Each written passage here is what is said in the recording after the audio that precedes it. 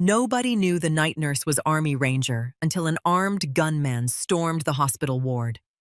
And by the time anyone realized it, the floor was already locked, the ceiling had a bullet in it, and a surgeon was staring down the barrel of a rifle with his whole life on trial. It was a rainy Tuesday in Philadelphia, the kind of night where the halls smell like antiseptic and burnt coffee, and you tell yourself you'll make it to sunrise if you just keep moving. Phones glow at the desk. Monitors beep in steady rhythms. Patients sleep behind thin doors. Then an elevator dings on the fourth floor, and the sound that follows doesn't belong in a hospital. Stay with this story. You'll see how fear moves through a building and how training turns into rescue. If you're watching right now, hit like. Leave a comment with where you're watching from and don't look away. On most nights, the elevator chime meant nothing. It was just another sound in a building full of them. One more note in the tired music of monitors, call lights, rolling carts, and distant voices that never fully slept. Liberty Mercy Hospital sat in the center of Philadelphia, like a lit ship in bad weather, all glass and concrete, and glowing floors stacked on top of one another. Rain hammered the windows in slanted sheets, pushed hard by wind that had teeth. The streets below shined black and slick under traffic lights, and every so often, a siren slid past, fading into the storm. Up on the fourth floor, the trauma step-down unit ran on routine and caffeine. The air smelled like antiseptic and floor wax, with an undercurrent of burnt coffee that had been sitting on a warmer too long. The lights were bright enough to make everyone look pale and older. The halls were quieter than daytime, but never truly quiet. A hospital never gave you silence. It gave you pauses. Brooke Callahan sat at the nurse's station, with her shoulders slightly rounded, as if she was trying to shrink into the chair and disappear behind the computer screens. Her scrubs were navy faded at the seams. Her hair was pulled back tight, no loose strands, no softness. She typed with a steady rhythm, eyes moving between the monitor and the paper chart beside it. Her badge swung lightly when she shifted, catching the fluorescent glare. Brooke Callahan, RN. Across from her, Maddie Reyes leaned on her elbow phone in hand thumb, flicking upward in a mindless scroll. The light from the screen painted her face blue and made her look half awake, half underwater. She chewed gum, like it was the only thing keeping her from yawning. You ever notice Maddie said voice low, like she didn't want the patients to hear her thoughts through the walls? How the night shift feels like the hospital's pretending to be normal. Brooke kept typing. It is normal, Brooke said. Maddie huffed a small laugh. That's the creepiest thing you've ever said. Brooke's mouth barely moved. Then I'm improving. Maddie stared at her for a second, like she was trying to decide if Brooke was joking. Brooke did not help her. Her expression stayed blank, not cold, not warm, just absent. Maddie looked back down at her phone, muttering under her breath. You're like a ghost, she said. A polite ghost, but still. Brooke finished the line she was typing, saved it, and clicked to the next patient. Her eyes didn't dart. They didn't wander. They moved with purpose, and when she reached for her coffee cup, her hand didn't tremble the way tired hands usually did. The cup was chipped. The coffee inside was dark and bitter. She drank it anyway. In room 404, a man with fresh abdominal staples slept on his side, one hand curled around the call remote. In 406, a woman recovering from a car accident breathed shallowly under a blanket pulled to her chin, oxygen prongs tucked beneath her nose. In 402, an elderly patient with a hip fracture shifted and murmured, half dreaming, half in pain. The hall outside their doors was lined with carts and supply bins and the quiet proof of work that never stopped. At 001:52, the double doors to the unit swung open and Dr. Calvin Rhodes came through like he owned the air. He was tall, broad-shouldered, his white coat unbuttoned and swinging as he walked. The sleeves of OR blues showed beneath it, wrinkled from hours in sterile rooms. His eyes were bloodshot, not from tears, but from exhaustion. His hair was damp at the temples, as if he'd washed his face and failed to wash the night off. He didn't greet anyone. He didn't have to. People made room for him without being asked the way they did for authority and ego. Rhodes took the chart stack from the desk, with one hand flipping through pages like he was skimming a menu. "Who's on 410?" he asked. Maddie straightened. "That's Eli Carter Doc. Splenic laceration, post-op, stable pain controlled." Rhodes nodded once, eyes still on paper. "And 412, vent patient," Maddie said. "Transfer from ICU, waiting on step-down bed assignment change." Rhodes made a sound that might have been agreement, might have been annoyance. He set one chart down and picked up another. Brooke slid a printed lab sheet toward him without looking up. Rhodes glanced at it, then finally looked at her as if noticing her for the first time tonight. "Callahan," he said. Dr. Brooke replied. "You change 406's drip." "Yes." "What did you hang?"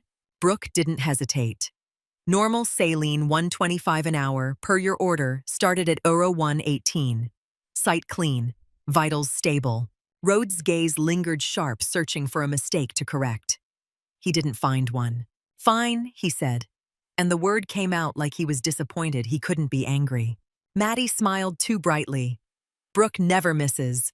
Rhodes looked at Maddie, then at Brooke again, and the corner of his mouth twitched. "As long as she doesn't miss meds. He said she can stare at the wall for all I care." Maddie laughed a quick burst, and then covered it like she'd done something wrong. Brooke's face didn't change. If she felt anything, it stayed inside her, locked behind a door no one had a key for. Rhodes moved to the counter, signing orders, tapping his pen like a metronome. He smelled faintly like antiseptic and tired sweat and the sterile plastic of surgical gloves. There was something else under it. Something sharp. Brooke didn't lean in to confirm. She didn't need to.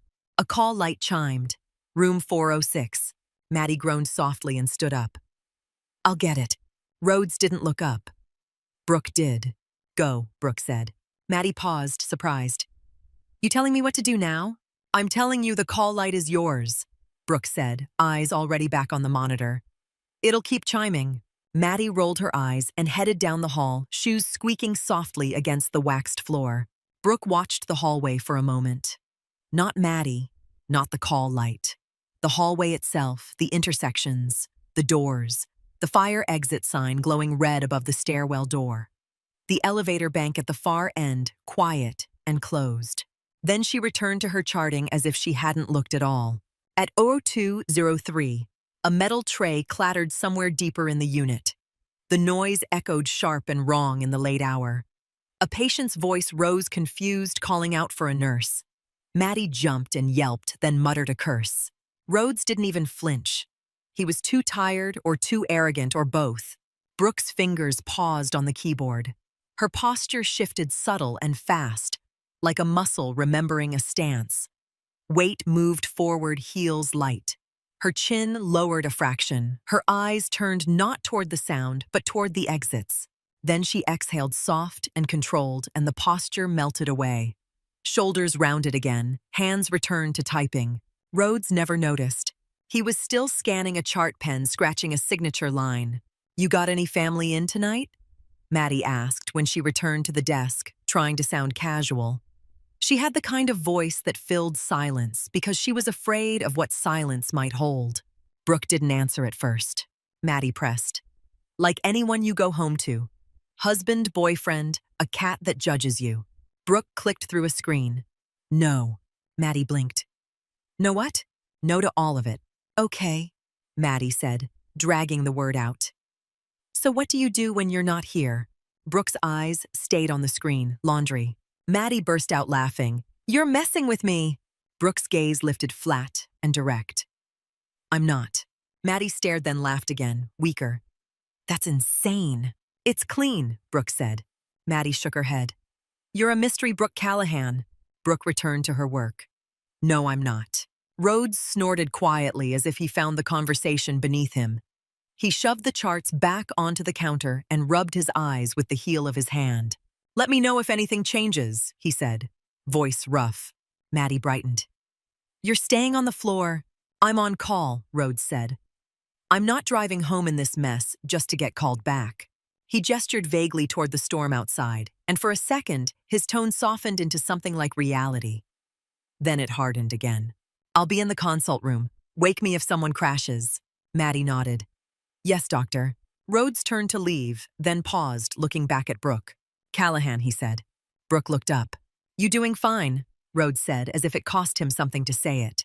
Then he added quicker to cover the moment. "Try not to scare the new nurses. They already look like they're going to faint." Maddie gasped theatrically. "I do not." Rhodes walked away without responding. Brooke watched him go, eyes calm. Not impressed, not offended, just recording another piece of the night.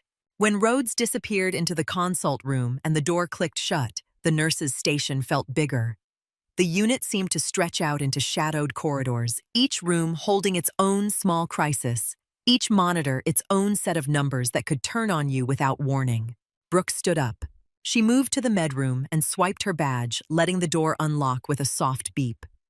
Inside, the air was cooler. The shelves were neatly stocked labels facing out. The fluorescent light hummed overhead. She checked the controlled medication log, then the IV supplies. Her hands moved with efficiency, no wasted motion.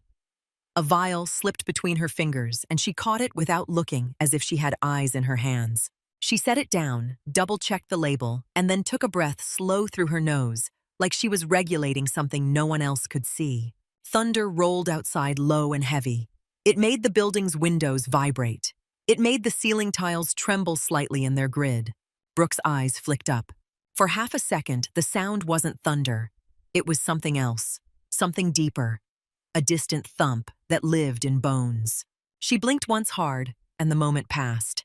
When she stepped out of the medroom, Maddie was leaning back in the chair talking to a respiratory therapist named Jonah, who'd stopped by the desk with a paper cup of water in his hand.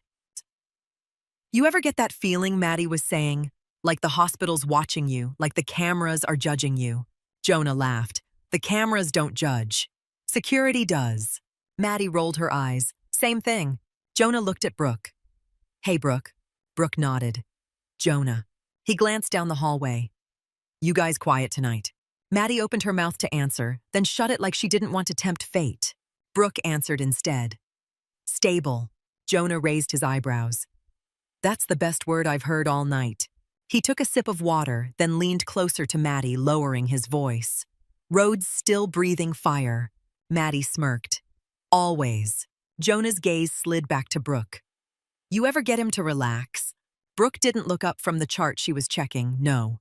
Jonah smiled. "At least you're honest." He wandered off down the hall, footsteps fading. Maddie watched him go, then turned to Brooke with a sly expression. "You could if you wanted to." Brooke glanced at her. "I don't want to." Maddie's grin faltered. "Okay, ouch." Brooke returned to her work. Maddie sat back, letting silence fill the space again, and the night resumed its slow grind. At 0211, room 406's monitor beeped in a pattern that made Brooke's head turn before Maddie even noticed.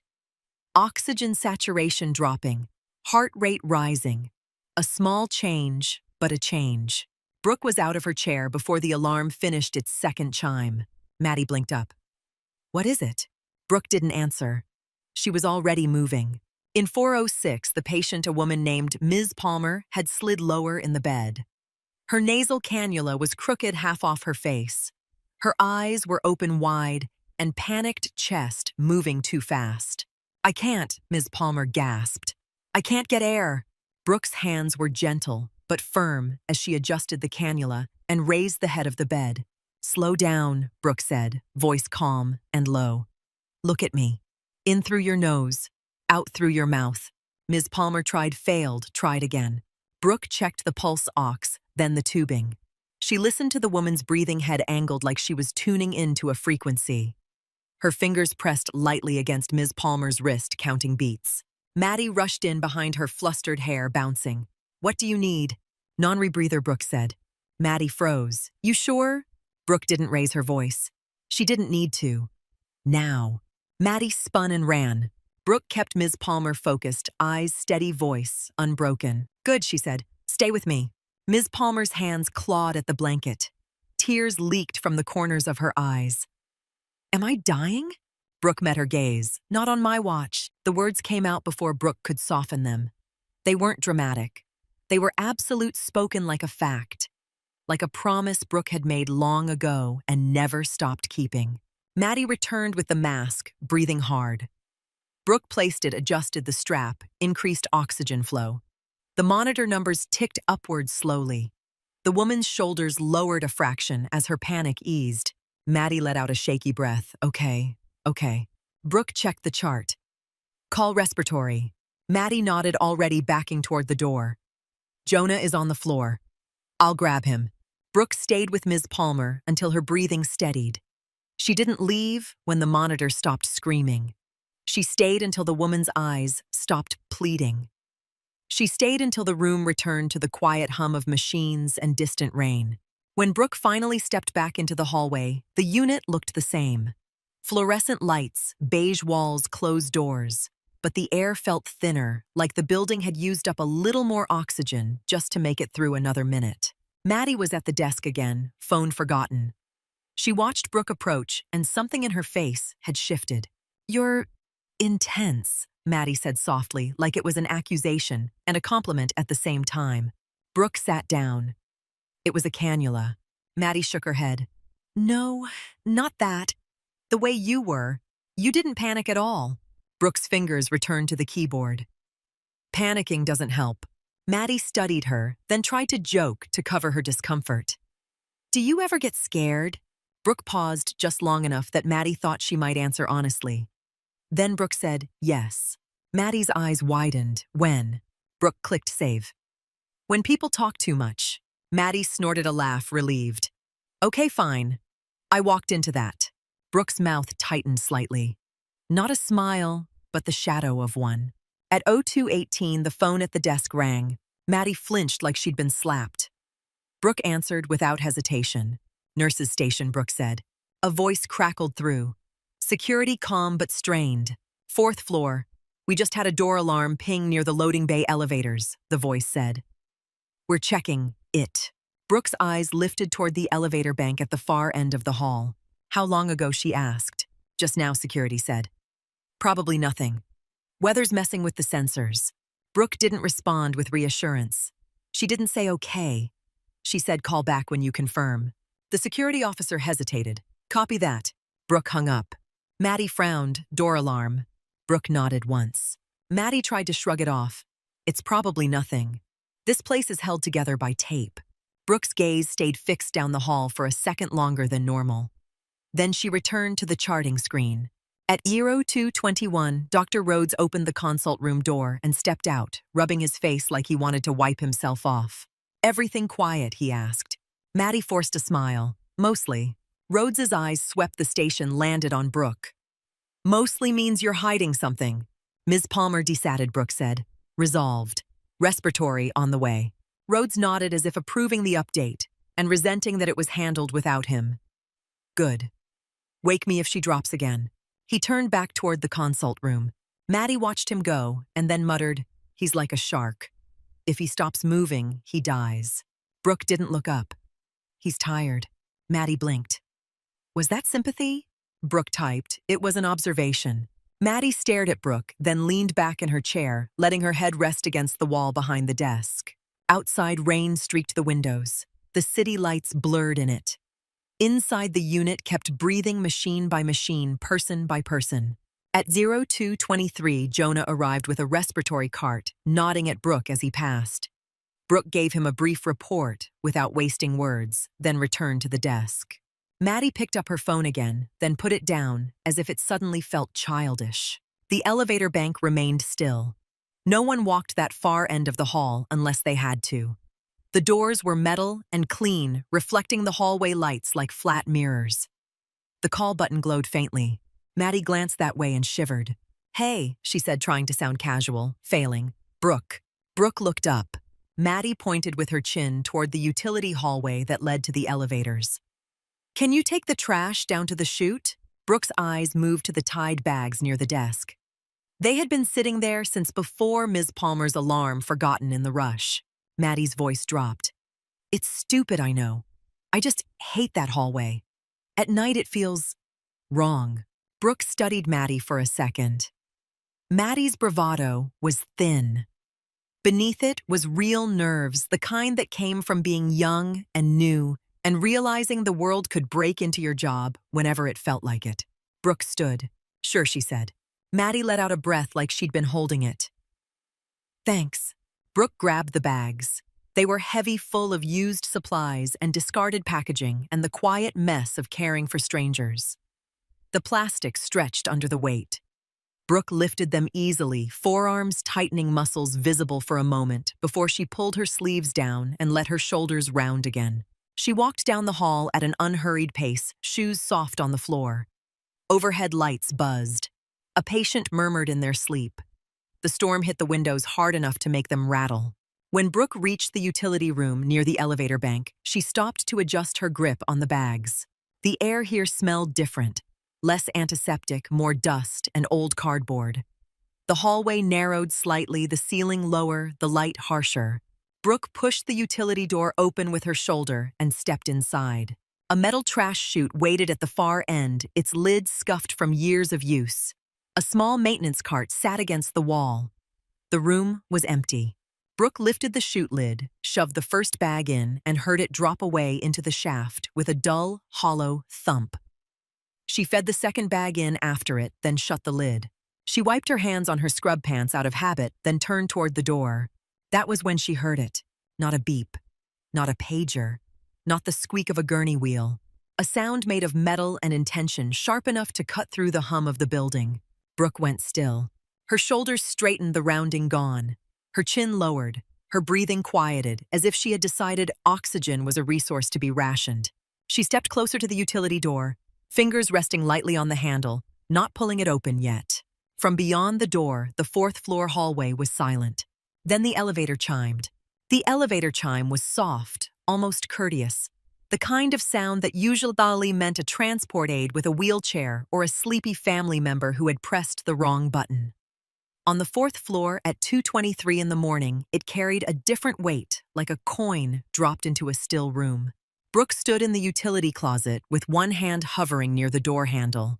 The fluorescent light above her buzzed thin and tired. Behind the cinder-block walls, the building made its usual sounds, pipes, sighing vents, breathing a distant monitor alarm, chirping and then settling again. The storm outside slapped rain against the windows in a steady, punishing rhythm. The elevator chimed again. Then the doors slid open. Brooke did not step out. She did not gasp. She shifted one foot back, planting her weight, turning her body so the narrow crack of the door would not catch the line of her shoulders. She drew the utility door inward until it nearly closed, leaving a seam of hallway light that cut into the darkness like a scalpel line. A man stepped out of the elevator and into the hall. He was tall and thick, broad through the chest, the kind of build that made hospital corridors look narrower. A dark trench coat clung to him, soaked and heavy water dripping from the hem onto the waxed floor. Boots left wet prints deliberate and spaced, like he was walking on purpose, not wandering. A duffel bag rode high on one shoulder, not slung carelessly, but carried like equipment. The rifle in his hands made the air feel colder. It was compact black, fitted with attachments that looked chosen rather than random. He held it low with his finger, straight along the frame, muzzle down, until he needed it. That alone told Brooke what kind of danger he was. A man who waved a gun was a problem. A man who treated it like a tool was a disaster. He paused by the elevator, head tilting slightly as he scanned the corridor. His eyes moved with intention, not frantic. He did not look intoxicated. He did not look lost. His face was pale under the harsh lights, jaw-tight lips pressed thin. Rain had plastered strands of hair to his forehead. He took one slow breath, then started walking toward the nurse's station. Brooke watched him pass the utility room seam. Close enough to see stubble along his jaw. Close enough to smell damp fabric and cold rain and something faintly metallic. He did not glance at the utility door. He did not know she was there. Her mind clicked into a pattern that felt older than the hospital, older than her badge. One male. Heavy build, confident, rifle ready, duffel bag likely loaded. Calm means planned. Planned means prolonged. She pictured Maddie at the desk, gum and bravado and youth, suddenly faced with a barrel that did not wobble. She pictured Dr. Rhodes asleep in the consult room, waking to the sound of shouting and realizing his name had become the center of someone else's grief. She pictured the patients behind thin doors. Ms. Palmer, with her oxygen issues, Mrs. Klein with the fragile hip, Eli Carter in 410, the ventilated patient in 412 who could not run, could not hide, could barely move his own lungs without a machine. If Brooke stayed in the closet and waited for help, the first minutes belonged to the man with the rifle, and the first minutes were where people disappeared. She let out a slow breath through her nose, quiet enough not to fog the seam of light. Then she loosened her shoulders, softened her face, and stepped back into the darkness as he reached the nurse's station. His voice exploded through the unit. Nobody move. It hit like a physical thing. Brooke saw Maddie jolt in her chair phone, slipping from her fingers and smacking the counter before clattering onto the floor. The sharp sound echoed too long. A patient called out from a room. Another monitor beeped in alarm at the sudden movement. Dr. Rhodes appeared at the consult room doorway, hair mussed, eyes narrowing as he tried to fit what he was seeing into logic. He was used to chaos, but this was not the kind you fixed with clamps and sutures. The gunman stepped closer, raising the rifle just enough to make the threat unmistakable. Hands up, where I can see them. Now, Maddie's hands flew up, shaking so badly her wrists looked like they might snap. Rhodes lifted his hands slowly, palms forward, his jaw clenched tight enough to grind teeth. Brooke stayed in the utility closet, watching through the crack. She saw the gunman's eyes flick to every corner, every door, every place someone might hide. He moved like he understood spaces, like he had rehearsed. He turned away from the station and walked to the double doors that led off the unit toward the main corridor and the waiting area. He knelt, shoved a rubber wedge under the door, then pulled out a small metal clamp and twisted it into place near the lock. The mechanism caught with a harsh click. He tested the handle twice. Then he stood and faced the unit again, rifle now centered in his chest like a judgment. "You try to run," he said, voice flat. "You are not running. You are dying tired." Maddie made a sound that was more breath than word. Rhodes took a careful step forward.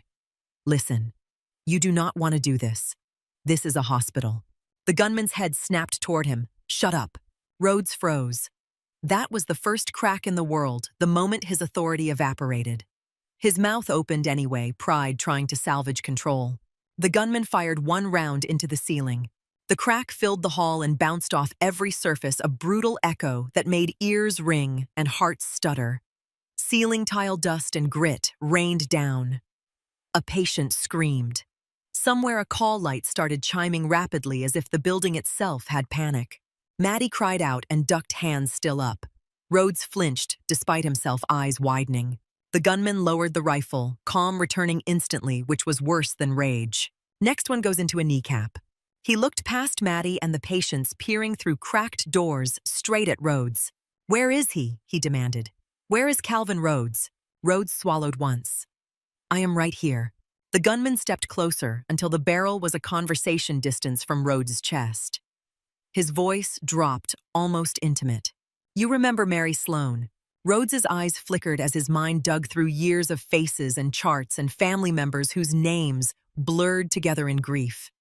He remembered too many Marys, too many last breaths. The gunman's control frayed at the edges. 3 years ago, table 4. You told her it was routine. You told me she would be home for Christmas." Rhodes stared, and then something in his face changed. Not recognition of the gunman, but recognition of the moment. The cold shock of a pulse that vanished. The way a room could turn from routine to catastrophe in a single heartbeat. "I am sorry," Rhodes said, and the words came out like they had been practiced too often. "I am sorry for your loss." The gunman's eyes flashed with a pain so sharp it almost looked like fear. "Do not," he hissed. "Do not talk to me like I am a family member you can dismiss." Maddie's sobs grew quieter, as if she was trying not to be noticed. Rhodes tried to recalibrate, voice careful. "We can talk. We can get you help. We can call someone to—" "You killed her!" the gunman snapped, and the calm cracked enough to show rage beneath. "You killed her, and then you went back to your life. Like she was nothing. Like she was disposable." Rhodes's jaw tightened. "I tried to save her." The gunman's hand on the rifle trembled now, not from weakness, but from emotion. "I spent 3 years digging for the truth. I found it." Rhodes blinked. "What truth?" "The truth," the gunman said. voice thick with contempt that you were not clean that night, that you were sloppy. Nurses whispered. Residents talked. The hospital protected you. My wife paid for it. Maddie's eyes flicked to Rhodes, and for the first time she looked at him not like a legend, but like a man who could be fallible. Rhodes's face went hard. That is not what happened. The gunman smiled without humor. That is exactly what happened. He turned his head slightly as if listening, then barked down the hallway, "Nurse." The young one. Maddie flinched. "Get the patients out of the rooms," he ordered. "Everyone into the hallway. If they cannot walk, you drag them." Maddie shook her head fast. I cannot just drag people, some of them are post-op." The gunman raised the rifle a fraction, and Maddie's words choked off. "Move," he said. Maddie stumbled toward the first door, hands still raised, shoulders shaking, looking like she might fall apart in the hallway. Brooke watched, still hid in her thoughts, moving faster than the scene. The gunman's focus was anchored on Rhodes. His anger had a target. Everyone else was collateral props in a courtroom of his making. That mattered. It meant his attention would drift when Rhodes spoke. It meant his eyes would follow Rhodes more than anyone else. It meant Brooke might be able to move if she moved the way he expected. She could not become a threat. She had to become furniture. She pushed the utility door open and stepped into the hallway. She made it loud. She let a trash bag slip and hit the floor with a wet thud that drew every eye. The gunman spun toward her rifle, snapping into position with a speed that made Brooke's skin tighten. Freeze. Brooke threw her hands up and made them shake. She hunched her shoulders. She let her mouth open as if words had escaped her.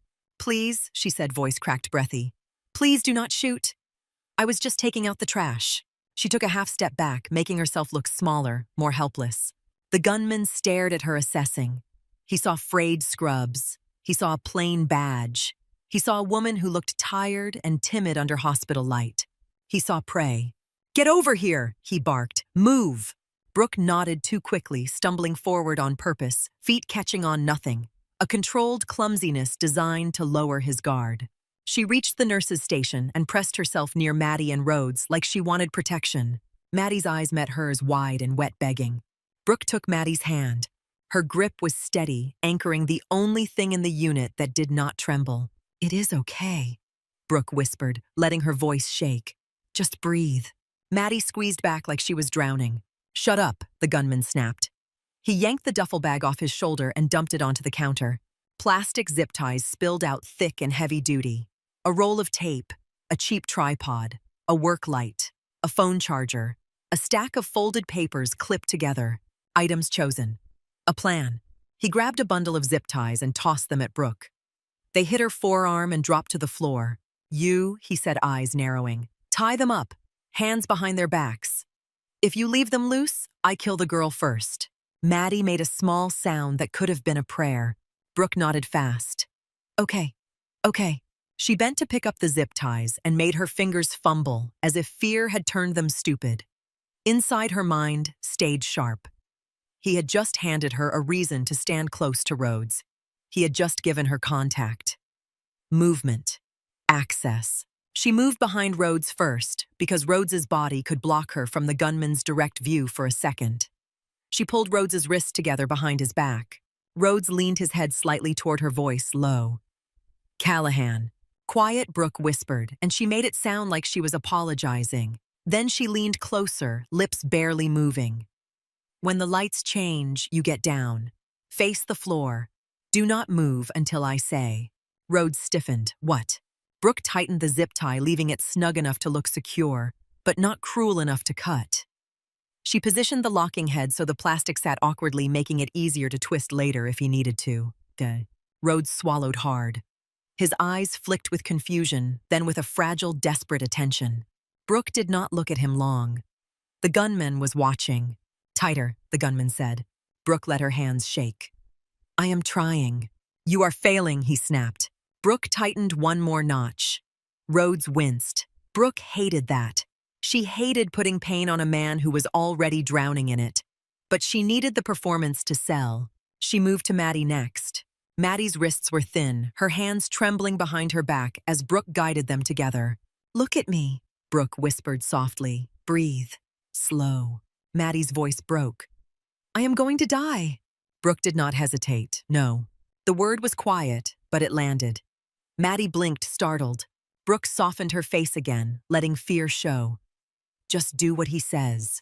She cinched the zip tie again tight enough to look real, but leaving a fraction of slack at the right point, so Maddie could breathe and move her shoulders. The gunman watched, satisfied. Good, he said. He glanced at the wall clock. 2:25. His jaw tightened like the time mattered, like he was waiting for a scheduled appointment. He set the work light in the hallway and angled it toward the nurse's station, flooding the area with harsh white brightness that made everyone squint. Then he unfolded the tripod and mounted his phone on it, tapping the screen until a red dot appeared. Recording. Maddie stared at the phone, horrified. Are you filming? The gunman looked at her as if she had asked something stupid. Yes. He leaned closer, voice low, cruel. So nobody can pretend this did not happen. Rhodes's voice was rough. This will not help you. This will not bring her back. The gunman's eyes flashed. Do not say her name like you deserve it. He slapped the stack of papers onto the counter. Pages spread slightly, stapled together, clipped as if someone had carried them everywhere. Brooke saw headings and dates. A name. Mary Sloan. Rhodes stared at the papers like they were a wound that had reopened. What is that? Rhodes asked. The gunman jabbed a finger at the pages. Your case notes. The report. The parts they thought nobody would ever see. Rhodes's face tightened. Where did you get those? The gunman smiled, feverish. I found them. How? Rhodes demanded. The gunman's smile faded into something darker. I worked. I asked. I begged. I got ignored. So I learned how hospitals bury people twice. Once in the ground and once in paperwork. Maddie swallowed hard. She looked between the pages and Rhodes, and her fear shifted into something else, a confusion that made her feel even more helpless. The gunman pulled a small plastic remote out of his pocket and held it up. This is the gavel, he said. Rhodes's eyes narrowed. What is that? A button, the gunman said. A button that makes people pay attention. Brooke kept her face frightened and her gaze low, but her focus sharpened. The remote meant leverage. It meant he believed he had control over more than a rifle. It meant he had prepared something that would keep everyone trapped, even if the police arrived. The gunman set the remote down beside the papers, then faced Rhodes again. Tell the camera your name, he ordered. Rhodes's jaw clenched. No. The gunman lifted the rifle slightly. Not a full aim, just a shift, a reminder. Rhodes swallowed. His eyes flicked to Maddie. To the patients clustered in the hallway, faces pale under the work light. To Brooke, sitting stiff at the desk, like she might faint. Then he spoke, voice rough. Dr. Calvin Rhodes. The gunman nodded once, satisfied. Good. Now tell them what you did to Mary Sloan. Rhodes's eyes flashed. I operated on her. Tell them why she died. The gunman pressed. Rhodes shook his head. I cannot tell you why she died. People have complications. Clots. Bleeds. Reactions. She died because her body failed. The gunman's expression twisted. No. She died because you were careless. That is not true, Rhodes said. The gunman slammed his hand on the counter, hard enough to make the phone jump. It is true. Patients flinched. Someone began to cry openly. Mrs. Klein whispered a prayer. Mr. Dawson's hands shook at his sides. Brooke's eyes drifted toward the desk phone for a heartbeat.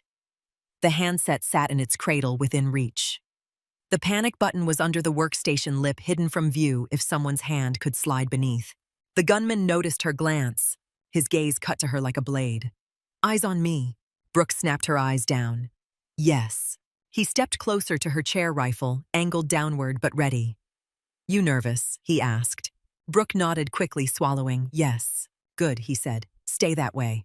He turned back to the group voice, loud again, commanding. We are going to do this right. The patients come out. Everyone is a witness.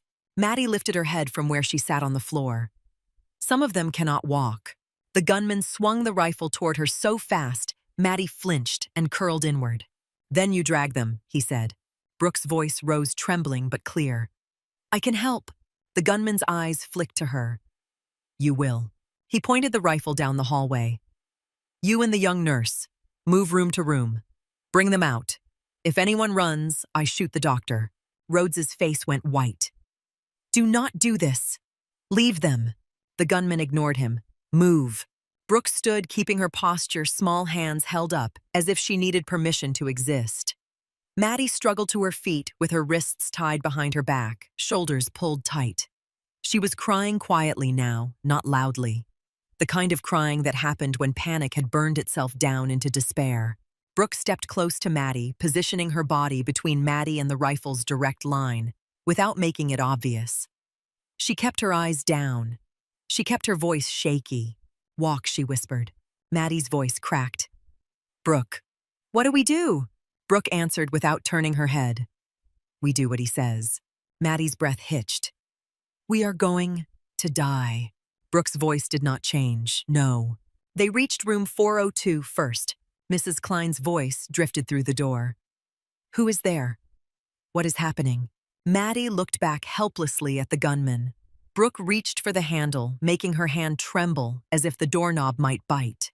The gunman barked, "Open it." Brooke pushed the door open. Mrs. Klein sat upright, hair white against the pillow, eyes narrowing as she squinted toward the hall. Then she saw the rifle in the doorway behind Brooke, and her face collapsed into shock. Oh, Mrs. Klein whispered. The gunman's voice was flat. Out. Now. Mrs. Klein stared. My hip. I cannot. Then crawl, he said. Mrs. Klein's lip trembled. Please. Brooke moved quickly to the bedside. Mrs. Klein, it is okay. We are going to move you. Mrs. Klein grabbed Brooke's forearm, her nails pressed into scrub fabric. Is that a man with a gun? Brooke did not look at the gunman. She kept her gaze on the patient's face. Yes. Mrs. Klein's breath hitched. Is he going to shoot us? Brooke's voice stayed steady, gentle. Not if we do what he says. She helped Mrs. Klein swing her legs over the side of the bed, careful with the injured hip, careful not to tip her too fast. Mrs. Klein hissed with pain. Brooke supported her weight. The gunman's voice snapped. Faster. Brooke guided Mrs. Klein into the hallway. Mrs. Klein clung to Brooke's arm, shaking. Brooke kept her body between the patient and the gunman as much as she could without making it obvious. The work light made the hallway bright and unforgiving. Mrs. Klein squinted against it. The other patients stared. Rhodes stood near the desk, wrists tied behind him, face pale under the glare. His eyes followed Brooke with a focus that did not belong to a man trapped. The gunman nodded once, satisfied, and pointed down the hall. Next. They went to room 404. Mr. Dawson was awake, eyes wide, one hand clutching his call remote. What is going on? He demanded, voice too loud, too brave. The gunman stepped into view behind Brooke and Maddie rifle rising slightly. Mr. Dawson's bravado collapsed into fear. His throat worked. You cannot do this, he said anyway. The gunman's voice was cold. Stand up. Slowly. Mr. Dawson looked at Brooke as if she could explain reality away. Nurse, tell him he cannot. Brooke swallowed and forced her voice to tremble. Please, just do what he says. Mr. Dawson's jaw clenched. He sat up with a sharp inhale as his staples pulled. Brooke moved to support him, hands hovering ready to catch him if he fell. The gunman's eyes narrowed. Do not whisper. I am not whispering, Brooke said quickly, louder than she wanted. I am helping him stand. Mr. Dawson swung his legs over the side. He wobbled pale, and Brooke steadied him with a light touch at the elbow. Walk, the gunman ordered. Mr. Dawson took a step, then another, breathing hard. Brooke guided him into the hallway. The cluster of patients grew. They moved room by room. A woman in 406 with an oxygen mask looked like she might faint at the sight of the rifle. A man with a knee brace in 405 cursed under his breath and tried to argue until the gunman's eyes hardened and his mouth shut. A patient with a fresh IV line stumbled, and Brooke caught the tubing before it ripped her hands, moving quick and sure. Then she remembered to make herself look clumsy again when the gunman turned his attention to her. The gunman controlled the unit with voice and threat. He spoke in short commands. Move. Stop. Sit. Face forward. He did not allow questions. He did not allow dignity. Brooke watched him while she moved. She watched the way his attention snapped back to Rhodes over and over. like Rhodes was the true target and everyone else was a stage built around him. She watched how his posture tightened when Rhodes spoke and loosened when Rhodes went quiet. She watched the tremor that returned to his hands when Mary's name hung in the air. And she watched the moments his eyes went distant, like he was seeing a memory overlaid on the fluorescent hallway. Those moments were cracks in his control. Brooke needed one crack wide enough to put a hand through. They reached room 412. The ventilated patient lay under Blanket's chest, rising and falling with the machine's rhythm.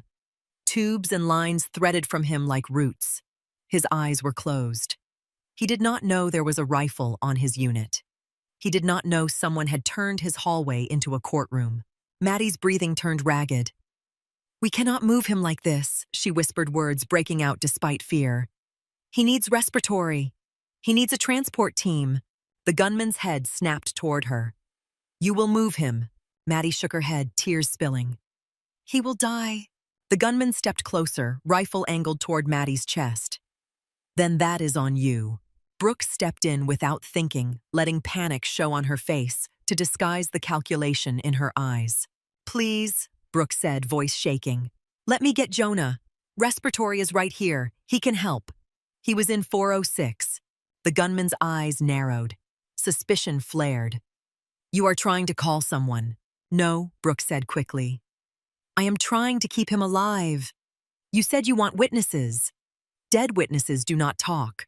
The gunman stared at her for a long beat. The work light made his face look carved harsh shadows under his eyes. His jaw flexed. Finally, he jerked his chin toward the hall. "Go. Get him. But you come back. If you run, I shoot the doctor." Brooke nodded fast, almost stumbling. "Yes, I will come back." She turned and walked out of the room with Maddie moving down the hall toward the nurse's station. Every step felt like it was measured under his gaze. Brooke kept her shoulders hunched. She kept her eyes down. She kept her hands visible. As they reached the station, she saw the phone. She saw the panic button under the desk lip. She saw Rhodes standing in the light wrists bound, watching her, like his life depended on what she did with the next breath. The gunman stood near the counter rifle, cradled attention, split between Brooke and Rhodes and the patients. Brooke's throat went dry. The opening was there, and it was small. Maddie whispered barely audible, "Brooke." Brooke did not answer. She stepped behind the counter as if she needed to check a chart, hands moving toward the keyboard in a trembling performance. The gunman's voice cut in. "Do not touch the phone." Brooke froze with her fingers hovering over the keys. She nodded, swallowing. "I am not. I am looking up respiratory." The gunman stared. His eyes did not blink. Brooke clicked at the computer screen, pulling up a directory with shaking hands, making sure the movements looked stupid enough to be harmless. The cursor wobbled as if fear had turned her clumsy. She read the extension number out loud to sell the act. Respiratory extension 218. The gunman's gaze stayed fixed on her. Brooke lifted her eyes wide and frightened. "Can I call?" The gunman's lips curled in a humorless smile. Brooke nodded quickly. "Okay. Then I will go get him." He gestured with the rifle toward the hallway. "Go. Bring him to me." Brooke turned and Maddie followed, shoulders shaking. They walked down the hall toward 406, where Jonah had been. As soon as they rounded the corner and the nurse's station slipped out of sight, Brooke's posture changed. It was not dramatic. It was subtle. The hunch disappeared. Her steps became quiet and efficient. Her breathing slowed. Her eyes sharpened, scanning doors, corners, reflections in glass. Maddie noticed. She stumbled, slightly confused, as if she had just realized the person beside her was not the person she thought she knew. "Brooke." Maddie whispered, voice trembling. "What are you doing?" Brooke did not look at her. She kept moving, measured and fast. "Keep your breathing quiet," she said. Maddie's eyes widened. "How?" Brooke stopped outside 406, hand on the door handle, listening. The room was silent, except for the soft hiss of oxygen and the faint hum of a machine. She leaned in close to Maddie's ear, voice low, controlled. "You are going to do exactly what I say. You are going to look scared. That part will be easy. Do not scream unless I tell you." Maddie swallowed hard. "Who are you?" Brooke's gaze stayed on the door. "I am the nurse." It was both true and not. She pushed the door open. Inside, Jonah was not there. The respiratory cart sat abandoned. Ms. Palmer lay in bed, eyes wide, oxygen mask on, staring at the doorway like she had been praying it would not open. Brooke moved to her, quickly, voice gentle again, fear layered back into it like makeup. Ms. Palmer, it is okay. We need to get you into the hall. Ms. Palmer's eyes filled. He is going to kill us. Brooke kept her face frightened for the gunman's benefit, though he was not in sight. No, she whispered, and this time the word carried the same quiet certainty it had carried before. She adjusted Ms. Palmer's tubing, checked the mask, made sure nothing would snag as they moved. Her hands worked with speed and care. Maddie stood by the door, shaking, watching Brooke as if she were watching a curtain lift on a stage she did not know existed. Brooke guided Ms. Palmer to the edge of the bed, helping her stand. Then Brooke's eyes flicked to the bedside table. A small personal bag sat there half open. Inside, a set of keys, a lighter, a pack of gum. Ordinary things. Brooke did not take anything yet. She only noted it, filed it away, then guided Ms. Palmer into the hall. As they stepped out, Brooke heard the gunman's voice echo faintly from the nurse's station. He was talking to Rhodes again. The tone sounded like rage smothered under control. Brooke's jaw tightened. She walked Ms. Palmer toward the light, toward the cluster of patients, toward the camera that was recording everything. Her hands were steady now, and as she moved, she felt the shape of the ward in her mind, every door and corridor and cabinet turning into a map she could use. The gunman had given her movement. He had given her rooms. He had given her time measured in breaths and footsteps. Brooke stepped into the harsh white light with Ms. Palmer beside her face, still frightened, shoulders still rounded, playing the part he wanted to see. But inside, nothing in her was shaking anymore. Ms. Palmer's oxygen mask fogged with every breath as Brooke guided her into the harsh white circle of the work light. The beam made the hallway look like a stage and made everyone on it look guilty. Faces washed out, eyes too bright, tears too obvious. Even the walls seemed exposed, every scuff and smear and streak of rainwater tracked in on shoes. The phone on the tripod kept recording a tiny red dot that did not care who begged or who bled. The work light hummed faintly, and the air held that sharp mix of antiseptic damp fabric and fear. Ethan Sloan stood near the nurse's station with his rifle held close posture, steady, shoulders squared as if the building belonged to him now. His trench coat dripped, water pooled at his boots. He looked at Brooke the way a man looks at a tool he is deciding whether to trust. "You're fast," he said. Brooke let her shoulders round. She made her hands flutter like she could not control them. She forced her voice into a thin tremble. "I just did what you said." Maddie hovered behind her wrists, tide shaking so hard her scrub top moved with the tremors. Her eyes kept flicking to Brooke's face, as if she were trying to find a map there. Ethan's gaze stayed on Brooke. "You don't talk much," Brooke swallowed. "I'm not good at talking." Ethan's mouth tightened. He took one step closer. The rifle stayed pointed down, but it might as well have been pointed at her throat. "You're good at something." Brooke kept her eyes wide. "I'm good at charting." A patient along the wall let out a small sob, the sound sharp in the quiet. Another patient whispered a prayer under their breath. The ventilator down the hall hissed in its steady rhythm, indifferent. Ethan shifted his attention toward the cluster of patients and then back to Rhodes. Dr. Calvin Rhodes stood under the light with his wrists bound behind his back, shoulders rigid, jaw clenched so tight the muscle jumped near his cheekbone. His white coat looked ridiculous in this light, like a costume in the wrong scene. Ethan slapped the stapled pages onto the counter again. "Tell the camera," he ordered. Rhodes's voice came out rough. "I'm not doing this." Ethan's eyes narrowed. "You did it to her." Rhodes lifted his chin. "I tried to save her." Ethan's calm slipped and something jagged showed through. "You told me it was routine. You told her it was routine. Then you let her die, and you went back to your life." Rhodes's nostrils flared. "You don't know what happened in that room." "I know," Ethan snapped. "I know what the hospital sent me after. I know the letters, the polite condolences, the phone calls that never got returned." His voice rose just enough to cut across the unit. Patients flinched. Maddie's shoulders curled inward. Brooke watched Ethan's hands as he gestured. He moved like someone who had practiced controlling a space. But every time he spoke Mary's name, his grip tightened. His breathing changed and the steadiness cracked. Ethan turned, walking slowly in front of the patient's rifle visible. "Witnesses," he said, voice loud and performative. This time, witnesses. A middle-aged woman with a surgical drain began to sob harder, breath catching in sharp little spasms. Her chest rose too fast. Her fingers clawed at the blanket around her shoulders. Panic started to bloom in her eyes, raw and bright. Brooke stepped toward her on instinct, hands lifted. "Ma'am, breathe slower." Ethan snapped his head. No talking. Brooke froze mid-step, hands still lifted like she had been caught stealing. The woman's sobbing turned into a thin wheeze. Her eyes rolled slightly as she tried to pull air that did not want to come. Maddie whispered, voice cracking, "She's having a panic attack." Ethan swung the rifle toward Maddie without raising his voice. "Say another word, and I put you down." Maddie's mouth shut. Tears kept falling. Her face went gray with effort as she tried to hold herself together.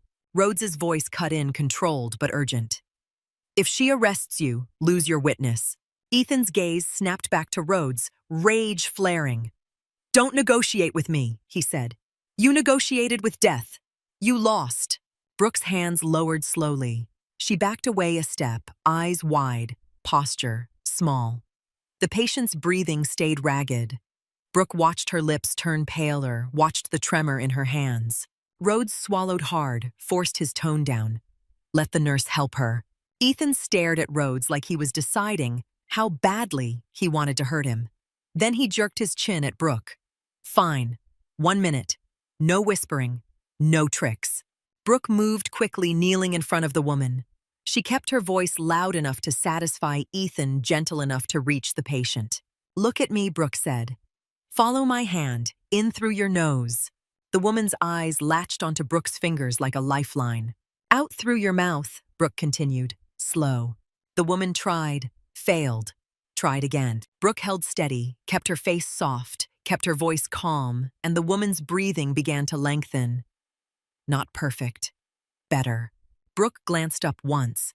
Ethan watched her with suspicion. Rhodes watched her with something else, something close to awe and confusion. Brooke stood again and stepped back toward Maddie. She made her hands tremble when Ethan's gaze returned to her. She made her shoulders slump again. Ethan pointed down the hall. "We finished gathering everyone," he said. "Room by room. No one hides." Maddie shook her head, barely able to speak. "The vent patient can't be moved without a team." Ethan did not look at her. "Move anyway." Brooke nodded quickly. "We will." She stepped toward the patient rooms with Maddie beside her, both of them walking into the dimmer stretch of corridor where the work light did not reach. As soon as they rounded the corner and the nurse's station slipped out of direct view, Brooke leaned close to Maddie without turning her head. "Walk like you're terrified," Brooke murmured. Maddie's breath shook. "I am." "Good," Brooke said. "Keep it quiet." Maddie swallowed hard. "Brooke, you were different back there. You said no like you meant it." Brooke kept her eyes forward. "Keep walking." Ethan's footsteps followed at a distance, wet boots squeaking faintly. He gave them space to open doors, but not enough space to disappear. They reached room 405. The man inside sat upright, face pale, knee brace visible under the blanket. His eyes widened as Brooke opened the door. "What's happening?" he demanded. Maddie's voice came out thin. "Sir, you have to come into the hall." He stared at her bound wrists. "Why are you tied?" Ethan's voice floated from behind them, cold and flat. "Out. Now." The man's posture changed instantly. Fear wiped the anger off his face. "I can't walk," he said, voice breaking. "My knee." Brooke moved closer, hands lifted in a calming gesture. "Try," she said softly. He swung his legs out, grimacing hard. He pushed himself upright, shaking. Brooke hovered close enough to catch him if he fell, careful not to lean in and give Ethan a reason to accuse her of whispering. The man took a step. Another. Pain made him sweat. Fear made him move. They guided him into the hallway. Door after door. A young woman with a bandaged arm started crying before Brooke even spoke. A man with fresh abdominal staples tried to argue, and then stopped when Ethan's shadow filled the doorway. A patient with an IV line snagged the tubing on the bed rail, and Brooke's fingers moved fast to free it before it ripped. She caught herself forced her hands to shake, after as if she had gotten lucky rather than competent. By the time they returned to the nurse's station, the hallway was crowded. Patients sat shoulder to shoulder against the wall, some clutching blankets, some holding on to each other, some staring straight ahead like they had left their bodies somewhere else. The worklight turned their faces into a row of pale masks. Ethan stood in front of them, rifle visible, breathing steady again. "Good," he said. "Now everyone sees." Brooke's eyes flicked to the desk phone, the panic button hidden under the lip of the counter. She kept the glance quick, but Ethan caught it anyway. His eyes sharpened. "You touch that phone," he said quietly, "and Maddie dies." Maddie made a small, broken sound like her throat had tried to swallow a scream. Brooke nodded fast, letting fear wash over her face. "I won't." Rhodes's voice rose, strained. "This is insanity. You think you're putting me on trial, but you're only proving you've lost yourself." Ethan turned toward Rhodes' expression hard. "You want to call me crazy? It makes you feel clean." Rhodes's shoulders tightened. "I want you to put down the weapon." Ethan stepped closer to Rhodes, rifle angled higher. "And you want your life back," he said. "You want your name to mean something again." Rhodes's jaw worked. "My name means I save people." Ethan's smile was thin. "Your name meant nothing to my wife when she died." Brooke watched Rhodes's face. He was surviving by talking, by holding on to the belief that words could shape Ethan's rage into something manageable. Brooke watched Ethan's hands. He was surviving by controlling and by escalating when control slipped. Brooke did not believe in argument. She believed in leverage. Ethan's gaze slid toward Brooke again. "You," he said. "Come here." Brooke stepped forward, hands slightly raised, posture small. Ethan pointed to the chair behind the counter. "Sit where I can see you." Brooke sat stiffly on the edge of the chair, hands folded in her lap. "You're not tied," Ethan said. Brooke's voice shook. "Do you want me tied?" Ethan stared at her. "No. You're useful." He tapped the counter near the phone. "But you forget yourself, and you lose that privilege." Brooke nodded quickly. "I won't forget." Ethan turned back toward Rhodes. "Tell them he ordered. Tell the camera you were drunk." Rhodes's eyes flashed. "No." Ethan's grip tightened on the rifle. "Say it." Rhodes took a slow breath. "I will not confess to something I did not do." Ethan's face tightened, then he smiled a sharp slice of a grin. "Then someone else will testify." His gaze went to Brooke again. Brooke forced her face into fear, but her chest tightened anyway. Ethan lifted the rifle slightly, not aiming at her, but close enough to make the threat fill the space. "You work nights," he said. "You hear things. You hear doctors. You hear nurses. You hear truth when people think no one is listening. Tell the camera what you know." Maddie's eyes widened. The patient stared. Rhodes's mouth opened. "Leave her out of this," Rhodes said, voice hard. Ethan ignored him. "Talk, Brooke." Brooke swallowed.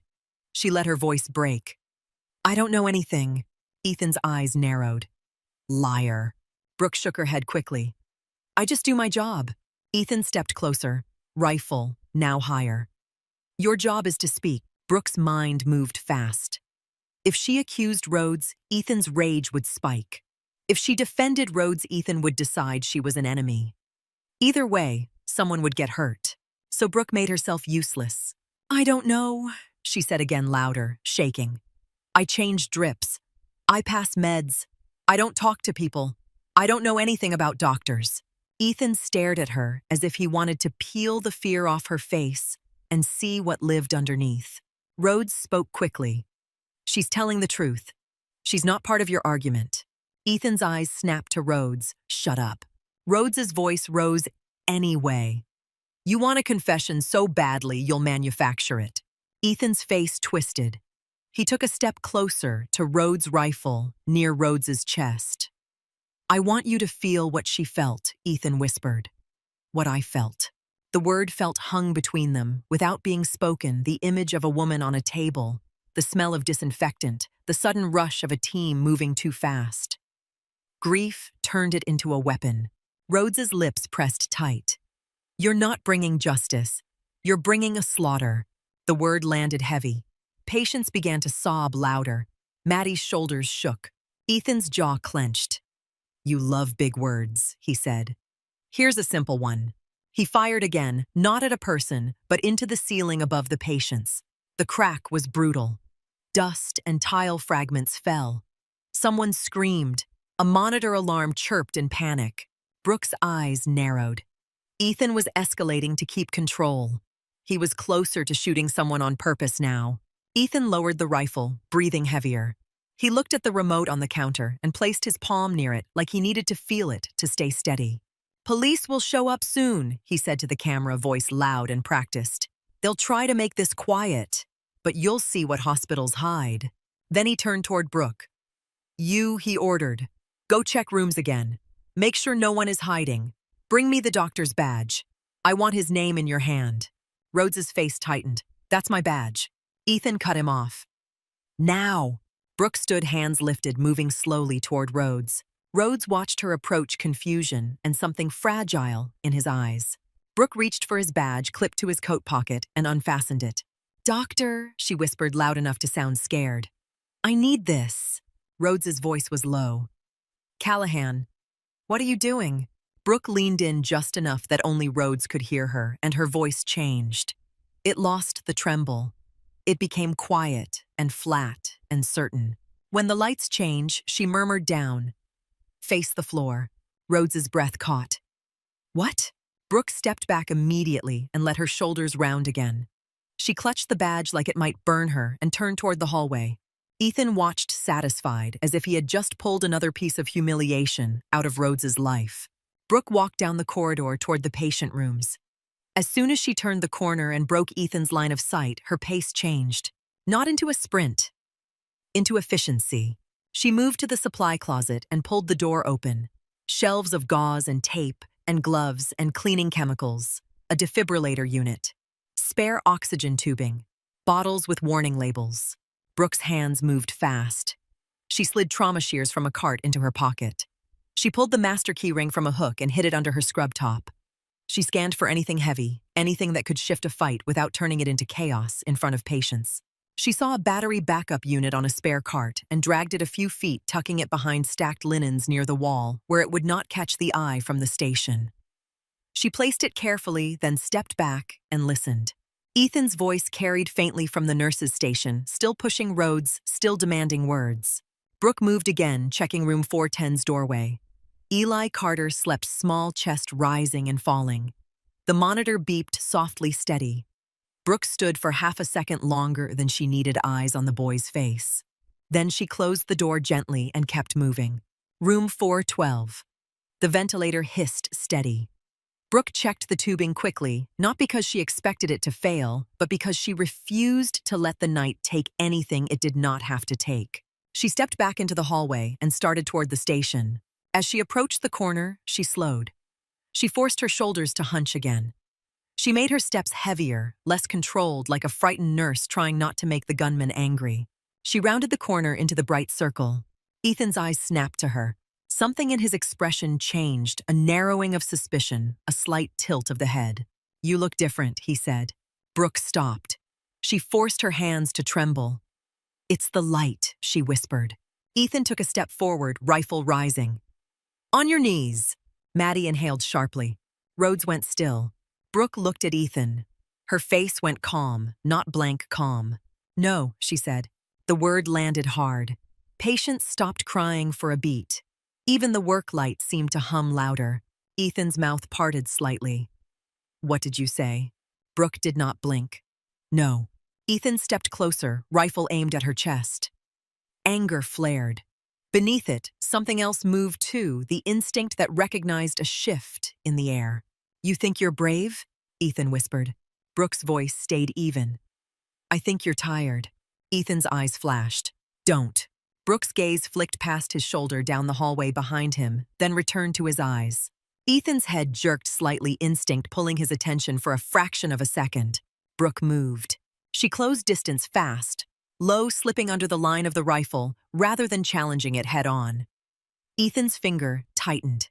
The rifle cracked and the shot tore into the ceiling above her, shattering a light fixture. Glass and sparks rained down. Patients screamed. Brooke drove forward into the falling glass hands, slamming into the rifle and forcing it upward away from the huddled bodies. Ethan roared and yanked back, trying to keep control. They collided against the edge of the nurse's station. The tripod clattered and toppled. The phone spun on the floor, still recording red dot, still blinking, capturing nothing but motion and sound. Ethan swung his free hand and caught Brooke across the jaw. White pain flashed. She tasted blood instantly. She did not fold. She shoved away and broke contact feet, planting hard on the slick waxed floor. Ethan tried to bring the rifle back down. It resisted him. Something jammed or caught something that made the weapon not behave the way he expected. Ethan's eyes widened with surprise and fury. Brooke did not wait. She pivoted and shoved a rolling IV stand into his legs. The stand slammed into him, wheels skidding. Ethan stumbled half a step. Rhodes shouted, voice raw, "Now!" Brooke's head snapped toward the stairwell. "Stairwell," she yelled. "Move!" The command broke Maddie's paralysis. Maddie scrambled to her feet, wrists still bound. Rhodes twisted his wrists and forced his hands forward with effort, the zip tie giving just enough. Brooke had left him that fraction on purpose. Rhodes grabbed Maddie's arm and dragged her toward the stairwell door. Ethan snarled and abandoned the rifle, reaching for the pistol at his hip. Brooke saw the motion and moved again. She shoved the IV stand harder. It rolled into his path. He kicked at it, losing a fraction of time. That fraction mattered. Rhodes and Maddie slammed through the stairwell door and vanished into the concrete shaft. Ethan fired once. The shot punched into the wall near the door, spraying drywall dust. Maddie screamed somewhere below as they ran. Brooke's chest tightened, not with relief, with focus. Now it was just her and Ethan. Ethan turned toward Brooke with the pistol raised, eyes fever bright, face twisted by humiliation and rage. "You ruined it," he hissed. "You ruined my trial." Brooke backed toward the nurse's station, not running, not turning away. She kept her hands up, palms open like the last 10 seconds had been an accident. Ethan's pistol tracked her. "You think you're special," he said. "You think you're going to stop me." Brooke's voice was hoarse from the hit, but steady. "You're going to hurt people who never met your wife." Ethan's jaw clenched. They work for the machine that protected him. He fired. Brooke dropped behind the counter as the shot cracked over her head, chewing into the laminate. A second shot followed, then a third. The sound was enormous in the confined hallway. Patients screamed and pressed themselves against the wall, crawling away, dragging blankets and IV tubing. Brooke pressed her back against the inside wall of the workstation. Her jaw throbbed. Her throat burned. Warm blood filled her mouth. She spit once, quiet, and listened. Ethan's boots crunched on the broken glass from the shattered fixture. Crunch, crunch. Slow, deliberate steps. "I see you," he called. "You're just a nurse." Brooke glanced down and saw the battery backup unit under the desk, plugged into the wall. Heavy, dense, awkward. Her fingers curled around the handle. Crunch, closer. Brooke took one measured breath. Ethan rounded the side of the station with the pistol aimed at the space where he expected her to be curled on the floor. Brooke rose into him instead. She swung the battery unit with both hands. The impact landed hard against his wrist and forearm. A sharp crack. Ethan screamed. The pistol flew from his hand and skittered across the floor, sliding under a locked cabinet with a metallic clank. Ethan staggered back, clutching his arm, face contorted with pain and fury. Brooke stood there, chest-heaving battery unit hanging in her hands like an anchor. "You broke my arm," Ethan rasped. Brooke's voice was flat. "You brought a gun into a hospital." Ethan lunged. His size turned the lunge into a collision. He slammed into Brooke and drove her back into the wall behind the station. The impact knocked the breath out of her and sent a spike of pain through her ribs. Ethan's hands clamped around her throat. He squeezed. The world tightened. Light narrowed. Sound tunneled into a high ringing. The wet stink of his trench coat filled her nose. Spittle hit her cheek as he snarled. "Die," he hissed. Brooke's hands grabbed his wrists. She tried to peel them away. It did not work. He was stronger at this range, fueled by rage that did not care about restraint. Panic rose hot and instinctive. Brooke forced it down. She drove her knee up into his body. Hard. He grunted, but did not release. Brooke hooked her fingers into the edge of his coat collar and yanked, not to choke him, to shift his balance. The movement bought her a fraction of looseness. She shoved her forearm between his hands and her throat. Air hissed into her lungs. Not enough. Something. Ethan tightened again. Brooke's thumbs dug into tender points near his elbows. Ethan's grip faltered for a heartbeat, pain flashing across his face. Brooke used the heartbeat. She pulled her knees up and shoved him away, with both legs driving him backward off her. Ethan stumbled, coughing, clutching his broken wrist. Brooke dropped to one knee, sucking air, throat on fire. She wiped blood from her mouth, her vision steadied. Ethan's straightened eyes fixed on her with renewed hatred. He reached down toward his boot. Brooke's gaze followed. A long knife came free blade, catching the light. Ethan's grin was ugly and eager. "Now it's fun," he rasped. Brooke backed toward the supply room door behind the station. She did not run. She moved with control eyes, never leaving the knife. Ethan advanced slowly, savoring the moment he thought he owned. Brooke pulled the door open and slipped inside. She slammed it shut and threw the deadbolt. Ethan hit the door a second later with his shoulder. The wood shuddered. The handle rattled. The deadbolt held. "Open it!" Ethan roared, slamming his fist into the door. "Open it, or I cut every patient in that hall."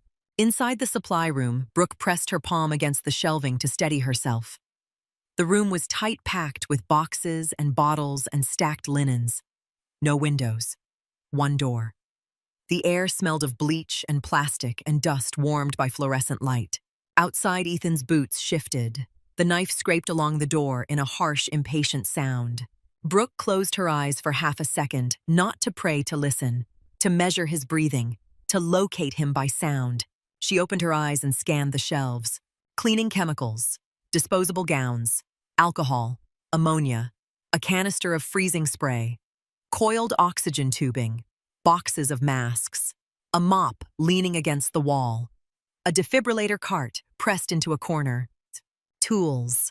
Brooke reached up and snapped the light switch off. Darkness swallowed the room. The rectangle of hallway light under the door remained a thin line that made the dark even darker. Ethan slammed into the door again. The wood groaned. The lock rattled. The splintering sound that followed was sharper. He was forcing it. Brooke moved in the black with careful steps. Her fingertips skimmed shelves she knew by memory from countless quiet nights. She climbed onto the lower rung of the metal shelving, shifting her weight slowly so nothing clanged. Her shoulder ached. Her ribs burned. She ignored it. Outside, Ethan struck again. The door burst inward with a crack. Splintered wood snapped. Hallway lights spilled into the supply room in a bright slab. Ethan stood in the doorway, silhouetted, knife in his hand chest, heaving. His broken wrist hung awkwardly, but rage kept him upright. He stared into the black room, eyes searching. "Come out," he taunted, stepping forward. "Little nurse." Brooke stayed above him on the shelving, pressed close to the metal frame, silent. Her breathing was slow and quiet. Her palms were slick with sweat against the cold metal. Ethan took another step inside, knife, leading, trying to see. The hallway light behind him made his eyes useless in the dark. His breathing was loud, ragged, giving him away with every inhale. Brooke's fingers tightened on the shelf rail. Ethan moved deeper, shoulders tense, knife raised, listening for her. The dark held him, and the only sound in the room was the scrape of his boots and the rough pull of his breath. Ethan's boots scraped across the supply room floor, slow and searching. The hallway light behind him framed his outline and blinded him to the black beyond the doorway. He stepped deeper, knife raised, breathing loud enough to give his position away with every pull of air. Brooke stayed above him on the metal shelving, pressed close to the frame, silent. Her throat still burned from his hands. Her jaw pulsed with a deep, hot ache. Pain moved through her body like radiostatic, constant and irritating, but it didn't own her. She let it exist. She didn't let it steer. Ethan paused and listened. The room smelled of bleach and plastic and wet wool. A thin, sweet chemical note hung in the air from bottles on the shelves, that sharp hospital clean that never truly meant clean. Ethan's head turned slowly, eyes trying to pierce the darkness. "Come out," he said again, voice lower now, coaxing. "You can't hide forever." Brooke's fingers tightened on the cold metal. She tracked the angle of his shoulders, the tilt of his knife hand, the way his broken wrist hung stiff and angry. He was still dangerous. The injury only made him meaner. He took another step. The toe of his boot nudged a cardboard box. It shifted with a soft crunch. Ethan froze, then moved toward the sound as if it had spoken. Brooke waited until he was directly beneath her. She did not drop on him. That would turn into wrestling with a knife in a confined space, and his size would matter too much. She needed to take away what made him powerful. His sight, his breath, his certainty. Her hand slid along the shelf until her fingers found what she had already located by touch, a small bottle from a bin marked for anesthesia prep supplies, sealed and cold against her palm. She wrapped it in a folded towel from the shelf, the fabric giving her grip and cushioning the glass. Ethan shifted again, knife, stepping deeper into the dark where the hallway light could not help him. Brooke lowered herself down, one shelf rung without a sound, then another. Her body moved like a shadow slipping across the metal frame. She held her breath, listening to the scrape of Ethan's boots. He turned his head toward the far corner shoulders angling away from the shelving. That angle gave her the space. Brooke dropped the last rung silently and landed behind him, knees bent, weight low. Ethan sensed something and started to turn. Brooke stepped into him and drove the towel-wrapped bottle into his face. The glass broke with a dull crack. Liquid soaked the towel. The smell hit instantly sharp and heavy, the kind that grabbed the back of the throat and made the body recoil. Ethan gagged and stumbled, knife hand flailing. He slashed blind. The blade caught Brooke's scrub top and dragged across her stomach. A hot line of pain opened on her skin. Brooke did not stop. She pressed the towel harder over his mouth and nose, pinning herself to his back, her forearm locked against his jaw. "Breathe," she whispered, not gentle, not cruel. Just fact. "Go ahead." Ethan bucked like a bull trying to throw her off. The towel stayed sealed. His free hand clawed at it. He got his fingers under the edge for a second and tore it away from his face. He sucked in a ragged breath and coughed violently. Tears streamed from his eyes. His shoulders sagged for a heartbeat as his body fought the fumes. Brooke used the heartbeat. She hooked her arm around his knife wrist and slammed it into the metal shelf support. Bone and tendon protested. The knife clattered to the floor. Ethan roared and swung his good arm backward. The fist caught Brooke's shoulder hard. Pain flashed. She gritted her teeth and stayed tight to him, riding his movement. He staggered toward the doorway, desperate for air, desperate for light. The hallway light spilled over his face and showed his eyes, wide and bloodshot, the whites streaked with tears. Brooke shoved him forward and he stumbled into the corridor. The ward outside had changed. Patients were no longer sitting neatly against the wall. They were scattered, crawling away from the nurses' station, dragging blankets, clutching IV lines that stretched like leashes. The work light lay on its side, now still shining, but tilted its beam, cutting across the floor and turning the hallway into a slanted strip of glare and shadow. Somewhere deeper in the building, an alarm chirped. Not the fire alarm yet. A door alarm, a system noticing something wrong. Ethan lurched, coughing, trying to clear his lungs. He turned his head, eyes scanning for the pistol he had lost under the cabinet. His broken wrist hung stiff at his side. Brooke moved with him, staying close enough that his body could not reset. She reached down and grabbed the trauma shears from her pocket, not holding them up like a threat, holding them low, hidden near her thigh. Ethan's gaze snapped to her face. His expression shifted from rage to something uglier, wounded pride mixed with hatred. "You're not a nurse," he rasped. Brooke kept her voice low, steady. "Move." Ethan laughed, then coughed again, a wet, tearing sound. "What are you then?" "A soldier." Brooke did not answer. Ethan's eyes flicked toward the patients, toward the nurses' station, where the tripod and phone lay toppled, still recording the ceiling, still capturing sound. He made a decision. He surged toward the line of patients with the knife-gone hands open, grabbing for a body the way an animal grabbed for cover. Brooke was faster. She stepped in and kicked the back of his knee. Ethan stumbled. Brooke shoved him into the wall and drove the handle end of the trauma shears into the nerve cluster at his neck, not stabbing, striking with hard intent. Ethan's arms went slack for a fraction. Brooke used the fraction to grab his trench coat collar and slam him to the floor. His head hit hard. He groaned, trying to turn, trying to rise. Brooke pressed the towel again against his face, the chemical smell still thick in the fabric. Ethan fought weaker now, coughing, eyes rolling. His movements slowed. His body sagged into the floor like a heavy coat dropped on tile. Brooke held the towel a second longer than she needed to, then jerked it away and scrambled backward, breathing in cleaner air near the floor. The fumes made her dizzy too. Her stomach turned. Her throat burned. Ethan lay still, chest rising and falling shallowly. For a moment, the hallway was quiet, except for sobbing patients and the hiss of rain against distant windows. Brooke pushed herself up, swaying once, then steadying. The edges of her vision shimmered. She blinked hard and forced her focus back into place. She looked at Ethan's hands. Empty. She looked at his belt. The remote was not there. She turned her head toward the nurse's station. The remote sat on the counter where Ethan had placed it earlier, near the stapled pages. Brooke took 2 steps toward it, then stopped. The patients were watching her now. Even through fear, they watched, because something in the air had shifted.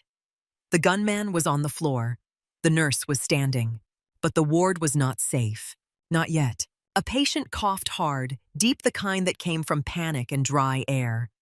Another patient whimpered and tried to crawl away. A third grabbed Brooke's pant leg with shaking fingers. Nurse, the patient whispered. Please. Brooke looked down. Her expression softened for a heartbeat. Stay low, she said. Stay together. Then the hospital's overhead speakers crackled. The sound made everyone flinch. A calm, automated voice cut through the hallway. Code black. Code black. Fire reported on the 4th floor. Brooke went still. Fire. Her eyes snapped down the corridor toward room 402, the area where Mrs. Klein had been. A faint gray haze rolled near the ceiling at the far end of the hall. Then it thickened. Smoke began to spill outward, slow at first, then heavier, like a dark tide rising. Someone screamed. Another patient tried to stand and then fell. The fire alarm started to blare loud and constant. The sound punched into skulls and made thinking harder. Red strobes flashed, painting the hall in violent bursts. A second later, sprinklers snapped on. Water slammed down from the ceiling in cold sheets, hammering the hallway.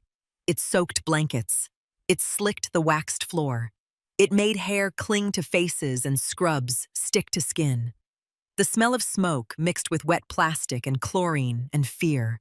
Brooke wiped water from her eyes and looked back at Ethan. His hand moved. He was not as out as she needed him to be. Or he was waking fast. Or he was faking. His fingers twitched, then curled.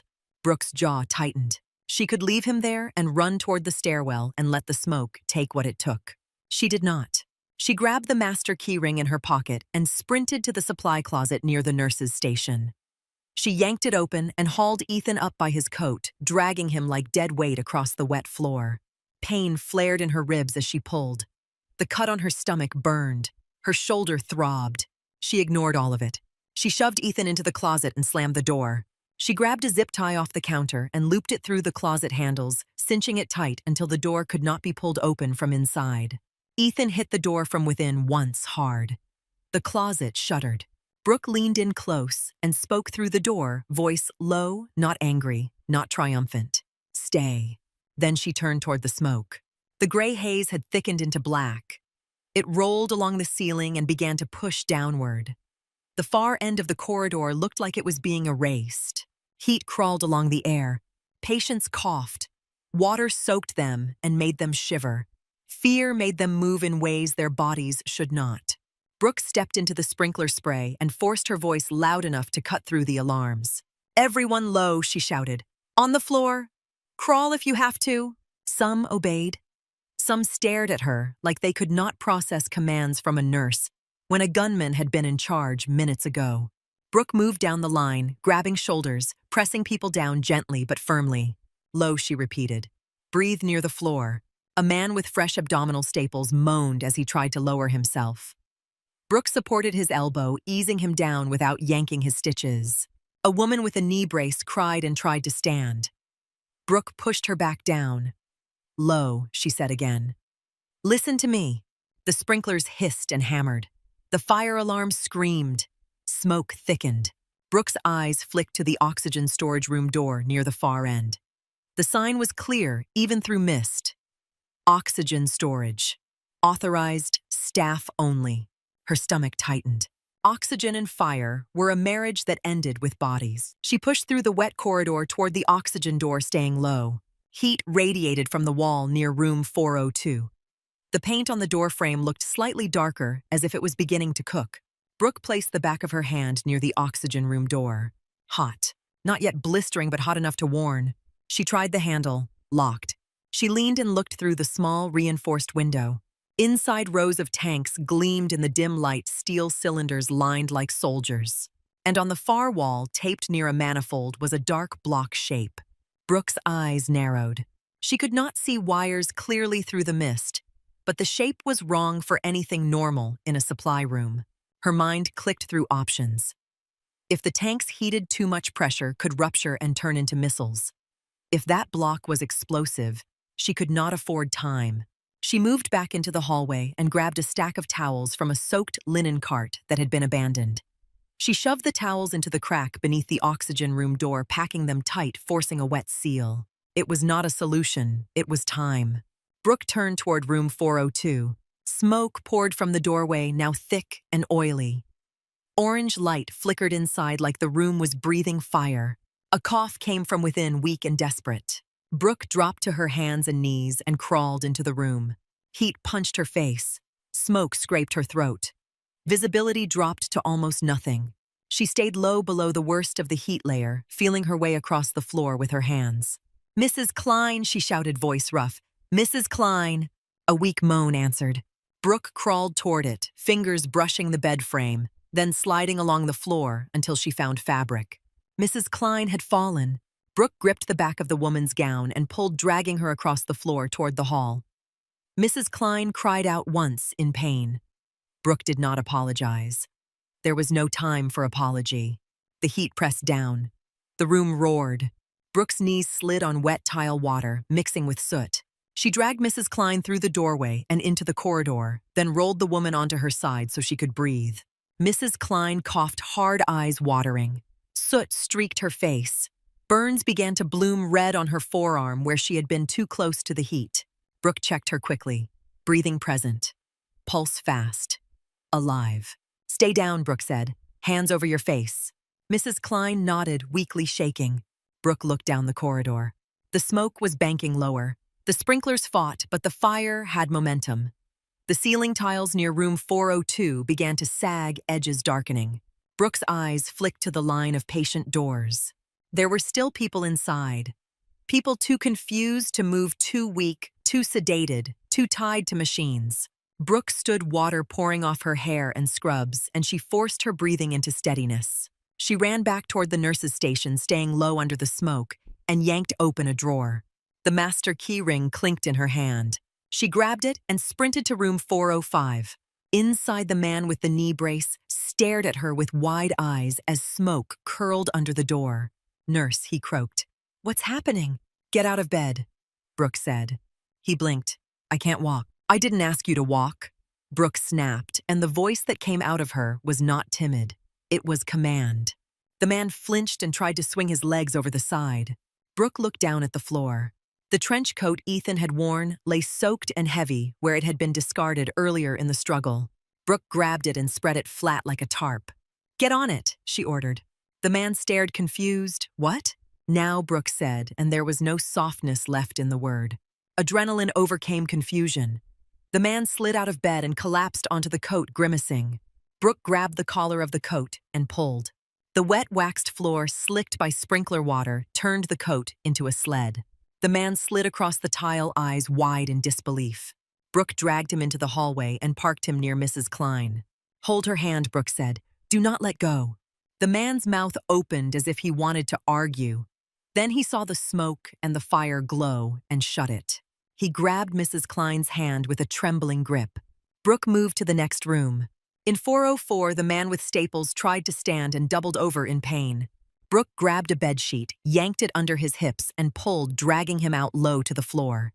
He groaned, but he moved. In 406, Ms. Palmer's oxygen tubing snagged. Brooke freed it and guided her into a wheelchair she found abandoned near the medroom. Brooke pushed fast and steady, one hand on the chair, the other hand clearing the floor of obstacles. The hallway began to look like a train. Patients on sheets, patients on coats, patients in chairs. A line of terrified bodies clustered low in the center, where smoke was thinner. Flaming debris dropped from the ceiling, near room 402, sparks hissing as they hit pooled water. A section of ceiling tile collapsed with a wet crash. Brooke flinched once, then kept moving. She locked eyes with a woman sitting on the floor, clutching her abdomen. "Stay low," Brooke said. "Do not stand. Crawl toward the stairwell." The woman nodded and began to move, dragging herself inch by inch. Brooke ran to the fire doors and shoved them closed part-way, trying to compartmentalize the smoke, trying to buy another minute. The doors resisted, swollen by heat. Brooke shoved harder until they latched. Smoke still found cracks. It always did. Brooke moved room to room with the key ring opening doors, scanning, extracting. Some patients could walk if you spoke to them with enough authority. Some could not. She used sheets. She used blankets. She used any fabric that could slide. Her ribs screamed when she pulled heavier bodies. She shoved the pain into a corner of her mind and kept working. At the nurse's station, the papers about Mary Sloan lay soaked ink beginning to blur. The tripod phone still recorded, now catching sprinkler water and fragments of movement. Brooke did not look at it. The closet where Ethan was zip-tied rattled once, then went still. Brooke did not look at that either. She counted heads as she moved. 1, 2, 3. Her breath came in short pulls, now smoke stealing oxygen. She reached room 410 and her throat tightened. Eli Carter. She had checked earlier. He had been asleep. Now, with alarms and shouting and fire, he would be awake and terrified, or he would be hiding, or he would be trapped under smoke that did not care. He was 10. Brooke sprinted down the corridor toward 410, staying low. A loud crack sounded above her. The building groaned. Heat had begun to compromise the ceiling grid. A section sagged, then dropped, and flaming debris spilled into the hallway. Brooke skidded to a stop, eyes squinting through smoke. The path toward 410 narrowed behind falling tile and burning material. The sprinklers hissed, but the fire ate through. Brooke looked back toward the stairwell. A dark shape moved in the haze. Not a patient. A team. Black uniforms. Masks. Weapon lights cutting through smoke in sharp beams. SWAT. They moved up from the ground floor stairwell like a column of shadows, rifles up, but muzzles angled down as they searched for targets. At the front was a man with a thicker build helmet, strapped tight, voice booming through a mask. "Police," he shouted. "Call out. If you can hear me, call out." His weapon light swept across the corridor and caught the chain of patients in the center of the hall, low to the floor, covered in wet blankets. The sight made him hesitate. "Captain," a voice said behind him. "We got civvies." "Lots." The commander stepped forward. His helmet read Navarro. Captain Luis Navarro's eyes scanned the scene fast, taking in smoke, water, fire glow, patients huddled, no gunman visible. He raised his voice. "Get them out," he ordered. "Move! Move!" SWAT officers slung rifles and began grabbing patients, hauling them toward the stairwell, supporting shoulders, lifting underarms, pulling sheets like stretchers. Patients cried and coughed. Some clung to the officers like children. Some fought in panic until an officer spoke firmly, guiding them, controlling the chaos. Navarro's gaze swept the hall. "Where's the shooter?" he shouted. A man on the floor. The knee brace patient coughed and pointed vaguely. "Nurse," he rasped. She went back. Navarro's eyes sharpened. "What nurse?" The man's eyes watered. "Brooke." She went back for the kid. Navarro's jaw tightened. A sergeant stepped close. "Captain, we gotta pull them. This floor is cooking." Navarro looked toward the orange glow deeper in the hall, then toward the stairwell where his officers were already dragging patients down. He shouted toward the smoke. "Callahan. Nurse Callahan." No answer. Brooke watched from near the collapsed section chest, heaving eyes burning. She saw SWAT evacuating the chain she had built. She saw the way the officers moved fast, but careful, controlled even in hell. She also saw the problem. If she went toward them now, she could hand off the mission and get out. Eli would still be down the hall. The ventilated patient would still be behind a door. Brooke turned away from the stairwell and ran toward room 410. The smoke thickened as she moved deeper. Heat pressed down. The sprinkler water turned to steam in places where fire had heated the air. Brooke reached 410 and yanked the door open. Inside, Eli was not on the bed. The blanket lay twisted.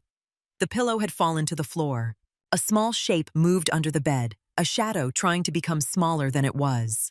Eli, Brooke said, dropping to her knees. "It's Brooke." A sob answered muffled. Brooke slid her arm under the bed and felt a small wrist. Eli grabbed her like she was the only thing left in the world. "I'm scared," he cried. "I know," Brooke said, voice hoarse. "Come on." She pulled him out and scooped him up his arms, locking around her neck. He was light bones and fear. Brooke turned toward the door. The hallway outside looked worse. Smoke rolled lower. The ceiling near the corridor had sagged more, and the section between her and the stairwell was blocked by collapsed tile and flaming debris. Brooke's eyes narrowed. She moved to the ventilated patient's room 412 and tried the door. Locked. She pulled the master key ring from her pocket with shaking fingers and jammed the right key into the lock, turning hard. The door opened. Inside the ventilator, beeped warning tones rising as the room filled with smoke creeping under the door. The patient lay still, sedated chest rising with mechanical rhythm. Brooke's mind ran through realities fast. She could not drag a ventilated patient alone through a burning corridor while carrying a child. Not without killing him. Not without killing herself. She had seconds. Brooke placed Eli on a chair and grabbed a wet blanket from the floor, wrapping it around the boy's shoulders. "Hold this over your mouth," she said. "Do not let go." Eli shook, eyes huge. "I can't breathe." "You can," Brooke said. "Copy me." She pulled her own scrub collar up over her nose and mouth and showed Eli how to press the wet cloth tight. Eli mimicked her with trembling hands. Brooke looked at the ventilated patient and then at the hall beyond. She forced her voice calm, though her chest felt like it was filling with smoke. "Listen," she told Eli. "We're going to the window." Eli stared. "We can't. The windows don't open." "They do tonight," Brooke said. She grabbed Eli again and carried him back into 410. The fire had gained strength. The hallway outside roared. The sprinkler water turned the floor into a slick mirror. Brooke's boots slid once. She caught herself and kept moving. Room 410 had a large, reinforced window meant to keep vulnerable patients safe. Brooke set Eli down and grabbed the heaviest thing in the room, a spare oxygen tank strapped near the wall for emergencies. Eli stared at it. "What are you doing?" "Stand back," Brooke said. She swung the tank into the window. It bounced. The glass held. She swung again. A faint spiderweb crack appeared. Heat pushed in behind her, the fire feeding on air. Brooke swung a third time with everything she had left. The glass shattered. Wind and rain exploded into the room, cold and violent. It fed the flames behind her and made the door slam shut with a sudden pressure change. Eli screamed and clung to Brooke. Brooke stepped to the window and looked down. 4 floors, streetlights blurred by rain. Below, red and blue lights smeared across wet pavement. Fire trucks, police cars, a crowd held back by tape. A ladder bucket fought the wind, extended upward but not quite aligned with the window. Brooke's eyes moved left. A drainage pipe ran down the building's exterior, rusted and slick with rain, anchored by metal brackets. Brooke's jaw tightened. She crouched in front of Eli and gripped his shoulders. "Hold on to my neck," she said, both arms, tight. Eli sobbed, "I'm gonna fall." "You won't," Brooke said. She lifted him and pressed him against her chest. His arms locked around her small hands, clutching her soaked scrubs. Brooke climbed onto the window ledge. Rain lashed her face. Wind pulled at her hair. She looked down again and saw the ladder bucket shifting, firefighters trying to maneuver it closer through gusts. Brooke did not wait for perfect. Perfect did not exist on this floor. She jumped toward the drainage pipe. Her right hand caught the slick metal. Her grip slipped instantly. Her shoulder jolted as she fought to hold. Pain flared bright and sickening. Eli screamed into her neck. Brooke's fingers clawed at the pipe until they found a bracket. The metal bit into her palm. She held. For a moment, she hung there, one arm, locked body pressed against the building's wet brick, a child attached to her like a lifeline. Fire roared from the broken window behind them, a tongue of orange licking into the rain. Brooke's arm began to tremble, not from fear, from muscle strain and injury and the slickness of rain. Below, a firefighter in the ladder bucket shouted upward voice distorted by wind and rain. Hang on, hang on. The bucket shifted closer, but the wind shoved it away again. Brooke looked down. The street spun slightly. Her vision narrowed from smoke inhalation and pain. She tightened her grip on the bracket until her fingers felt numb. Eli's face pressed into her shoulder. His sobs turned quiet, small, exhausted. Brooke forced her voice into steadiness. "Eli," she said. "Listen to me." Eli whimpered. "I can't." "You can," Brooke said. "When I tell you, you reach." The bucket rose again, closer now. A firefighter leaned out, arm extended. "Reach," he shouted. "Reach to me." Brooke swung her body slightly, using momentum, trying to bring Eli within range. Her shoulder screamed. The bracket bit into her hand. Eli's arms tightened around her neck like a choke. Brooke swallowed smoke and rain and forced her jaw to unclench. "Eli," she said, "reach now." Eli reached one hand, trembling fingers stretching toward the firefighter's glove. The firefighter lunged and caught Eli's wrist. For a heartbeat, Eli dangled between Brooke and the bucket. Brooke's arm shook violently. The firefighter hauled Eli into the bucket, pulling him hard against the metal rail. Eli screamed once, then disappeared into the basket, swallowed by hands and helmets. Brooke's body swung back toward the pipe, suddenly lighter, suddenly unbalanced. Her hand slipped. She clawed at the wet metal. Her fingers caught air. She fell. Brooke's stomach rose into her throat as the world dropped away. Rain and wind tore at her like hands. The brick wall blurred past her shoulder. Her burned lungs tried to pull in air and got smoke instead. For half a second, there was no sound but the roar of weather and the distant scream of alarms behind the broken window. Then her boot struck something solid, a metal bracket. The impact spun her sideways and slammed her ribs into brick hard enough to flash white pain through her vision. Her fingers clawed and caught the grate of an external air conditioning unit, cold and slick with rain. She hung there with one hand, arm-shaking, shoulder-burning body, pinned to the wall by gravity. Below, the crowd's sound rose in a single wave. A collective inhale turned into panic. "Hold on," a firefighter shouted from the ladder bucket. Brooke tried to answer and only coughed the sound torn out of her by smoke and pain. Her grip slipped a fraction, then re-caught fingernails scraping metal. The ladder bucket swung closer, fighting the wind in jerking movements. The firefighter leaned out with his arm extended, glove open. "I got you," he yelled. "I got you." Brooke's vision tunneled. Rainwater ran into her eyes. Her hand burned where the metal bit into skin. She focused on the simplest thing in front of her, the firefighter's glove, the top rail of the basket, the distance between them. She shifted her weight carefully, trying to lower her feet to something stable. But her body swung, and the bracket tore at her boot. Pain shot up her leg. The firefighter adjusted, bringing the basket under her. Another firefighter appeared behind him, bracing hands ready. "Feet," the first one shouted. "Put your feet on the rail!" Brooke's boots searched blindly until they found the edge of the basket. The metal was wet and slick, but it was something. She pressed down, transferring a fraction of her weight off her injured hand. Her fingers loosened by accident. For a heartbeat, she felt herself slip.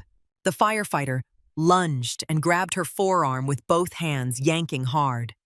The second firefighter grabbed under her shoulder, pulling her into the basket like they were hauling someone out of water. Brooke collapsed onto the floor of the bucket in a heap of soaked scrubs, soot, and shaking muscle. She lay on her side chest, heaving throat-raw rain drumming on her back. The firefighter's voice cut through the noise, close now. "You're okay. You're okay." Brooke's eyes stayed open, unfocused for a moment. Her jaw throbbed. Her ribs screamed when she tried to inhale. The cut on her stomach burned under wet fabric. She tasted copper and smoke. "Kid," she rasped, forcing the word out. "Eli!" The firefighter nodded fast. "He's safe. He's right here." Brooke turned her head and saw Eli crouched in the corner of the bucket, wrapped in a blanket, eyes enormous, cheeks streaked with rain and soot. His hands clenched the blanket like it was a shield. When he saw Brooke look at him, he sobbed once, a short, broken sound, then pressed his face into the fabric. Brooke's chest tightened. Not relief yet. Not fully. Relief could wait until she knew the count. The firefighter keyed his radio voice loud over the storm. We have the child. And we have the nurse. She's alive. The ladder began to descend. As the bucket dropped, the fourth-floor window above them spewed smoke and flame into the rain like a mouth exhaling rage. The orange glow lit the wet brick. Water and fire fought over the same space, neither fully winning. Below, police lights flashed across the street. Fire trucks clustered with ladders extended. A crowd pressed behind tape faces, upturned hands over mouths. The sound of sirens and shouted orders wrapped around the building. Brooke pushed herself up on one elbow and immediately regretted it. Pain lanced through her ribs. She sucked in air and coughed again, a deep, ugly cough that brought soot to her lips. A paramedic on the ground saw her movement and pointed up. She's conscious. The bucket hit the pavement with a soft jolt. Hands reached in. Easy, the firefighter said, guiding her. Don't fight it. Brooke tried to stand anyway. Her legs trembled. Her right shoulder felt loose and wrong. When she put weight on it, a sharp pain buckled her.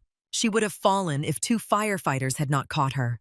The crowd surged forward behind the tape. It was not a mob. It was hospital staff in soaked jackets, scrubs, under hoodies, faces raw with fear.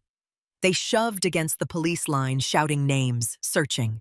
Maddie appeared first, wrapped in a blanket, hair plastered to her face, eyes wide like she had just escaped a nightmare and was still half inside it.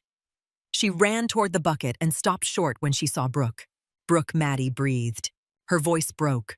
She reached out with shaking hands like she wanted to grab Brooke and prove she was real. Dr. Rhodes pushed through behind her face, gray eyes bloodshot, his coat gone, scrubs visible. He looked like a man who had been dragged through the worst hour of his life and kept alive only by stubbornness. When he saw Brooke, something in his expression collapsed.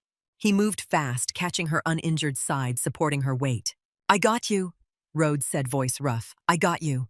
Brooke blinked at him, rainwater dripping from her lashes. She tried to speak and coughed again. Rhodes leaned closer. Don't talk. Just breathe. Brooke shook her head faintly. Her voice came out in a rasp. Count. Rhodes froze. What? Head count, Brooke said each word, scraping her throat. Did we get them all? Captain Navarro pushed in from the side helmet still on, rain streaming off his gear. His eyes went from Brooke's injuries to Rhodes's face to Maddie's shaking hands. We cleared the stairwell, Navarro said. We pulled 11 patients and the boy. Brooke's eyes stayed fixed on him. 12, she rasped. There was a vent. Navarro's jaw tightened. We couldn't reach the far rooms. Collapse cut our path. Fire doors got too hot. We had to pull. Brooke's lips pressed together. Pain flickered across her face, but it was not only from ribs and burns. Navarro leaned in. Where's the shooter? Brooke's eyes shifted, tracking past the crowd to the building's wet glass and smoke. Her mind went back up there instantly, back to the fourth-floor hallway and the supply closet door rattling under a zip tie. Supply closet, she said. Fourth floor, north unit. Zip tie on the handles. Navarro's eyes widened. You secured him. Brooke did not answer the implied praise. Her focus stayed narrow. Remote, she rasped. He had a remote. On the counter. He said it was a button. Navarro's mouth tightened. Fire command is already sweeping for devices. Brooke gripped Rhodes's arm weakly. Oxygen room, she said, forcing the words out. Heat. Something taped near the manifold. Navarro's gaze snapped toward his sergeant. Get bomb squad notified. Tell fire command oxygen storage possible device. The sergeant moved immediately, shouting into a radio as rain hammered his helmet. Rhodes stared at Brooke like he was seeing her for the first time. His voice shook. You went back in. You went back for Eli. Brooke's gaze flicked to Eli in the blanket, then back to Navarro. Vent, she whispered again, as if saying it twice might drag time backward. Navarro's expression hardened into the kind of decision command made when it hated the choices in front of it. We're going up again, he barked to his team. A firefighter grabbed his shoulder. Captain, the fourth floor is failing. You send your guys back in, you might lose them. Navarro's eyes burned. There's a patient on a ventilator. Fire command stepped in a man in a reflective coat, face tight. We've got crews working the interior. We're trying to isolate oxygen. but that floor is turning into an oven. Brooke swayed. The world tilted slightly. Rhodes tightened his grip to keep her upright. Maddie stepped closer, voice trembling. She dragged people on sheets. She made a line. If she hadn't, you would have found bodies. Navarro looked at Maddie, then back at Brooke. How many rooms left? Brooke tried to picture the hallway through smoke and flashing strobes. Her vision blurred at the edges.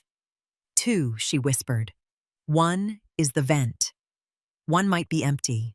Rhodes's voice was hoarse. She locked the shooter in a closet. Navarro shook his head once, as if he could not afford to dwell on it. He turned to his team and started barking orders, splitting them, coordinating with fire command, moving toward the stairwell entrance again. Brooke's knees buckled. Rhodes caught her. Brooke. Her eyes rolled slightly, fighting to stay open. Her chest rose and fell in short, wet pulls. The adrenaline that had held her upright was bleeding out into the rain. A paramedic pushed through gloved hands, already reaching. We need her on a stretcher. Now? Brooke's hand grabbed Rhodes's sleeve weakly. Her voice came out like sandpaper. He's alive, she said, forcing the words. Don't open that closet fast. Rhodes nodded hard. I heard you. I heard you. The paramedic slid an oxygen mask over Brooke's face. The cold plastic smelled like rubber and rain. Brooke's breathing hitched. Then it steadied slightly under the flow. Eli's small voice rose from the blanket. Is she gonna die? Maddie sucked in a sob. Rhodes shook his head fast. No, she's not. Brooke turned her head, slightly, eyes finding Eli for a moment. Through the mask, she managed one word, quiet but firm. Safe. Eli stared at her, then nodded as if he believed her more than anyone else on the street. The paramedics lifted Brooke onto a stretcher. The movement lit up her ribs with pain. She clenched her jaw and forced herself not to cry out. She would not give the night that satisfaction. As they rolled her toward the ambulance, she caught flashes of the scene like snapshots. Firefighters running hoses. SWAT regrouping at the stairwell. Hospital staff huddled under awnings wrapped in blankets. A security officer vomiting into the gutter. The rain smearing everyone into the same gray. Rhodes walked beside the stretcher, one hand gripping the rail. His eyes stayed on Brooke's face, like he was afraid she would vanish if he looked away. Stay with me, he said, voice low. Brooke's gaze stayed on the hospital, on the 4th floor windows glowing orange behind rain.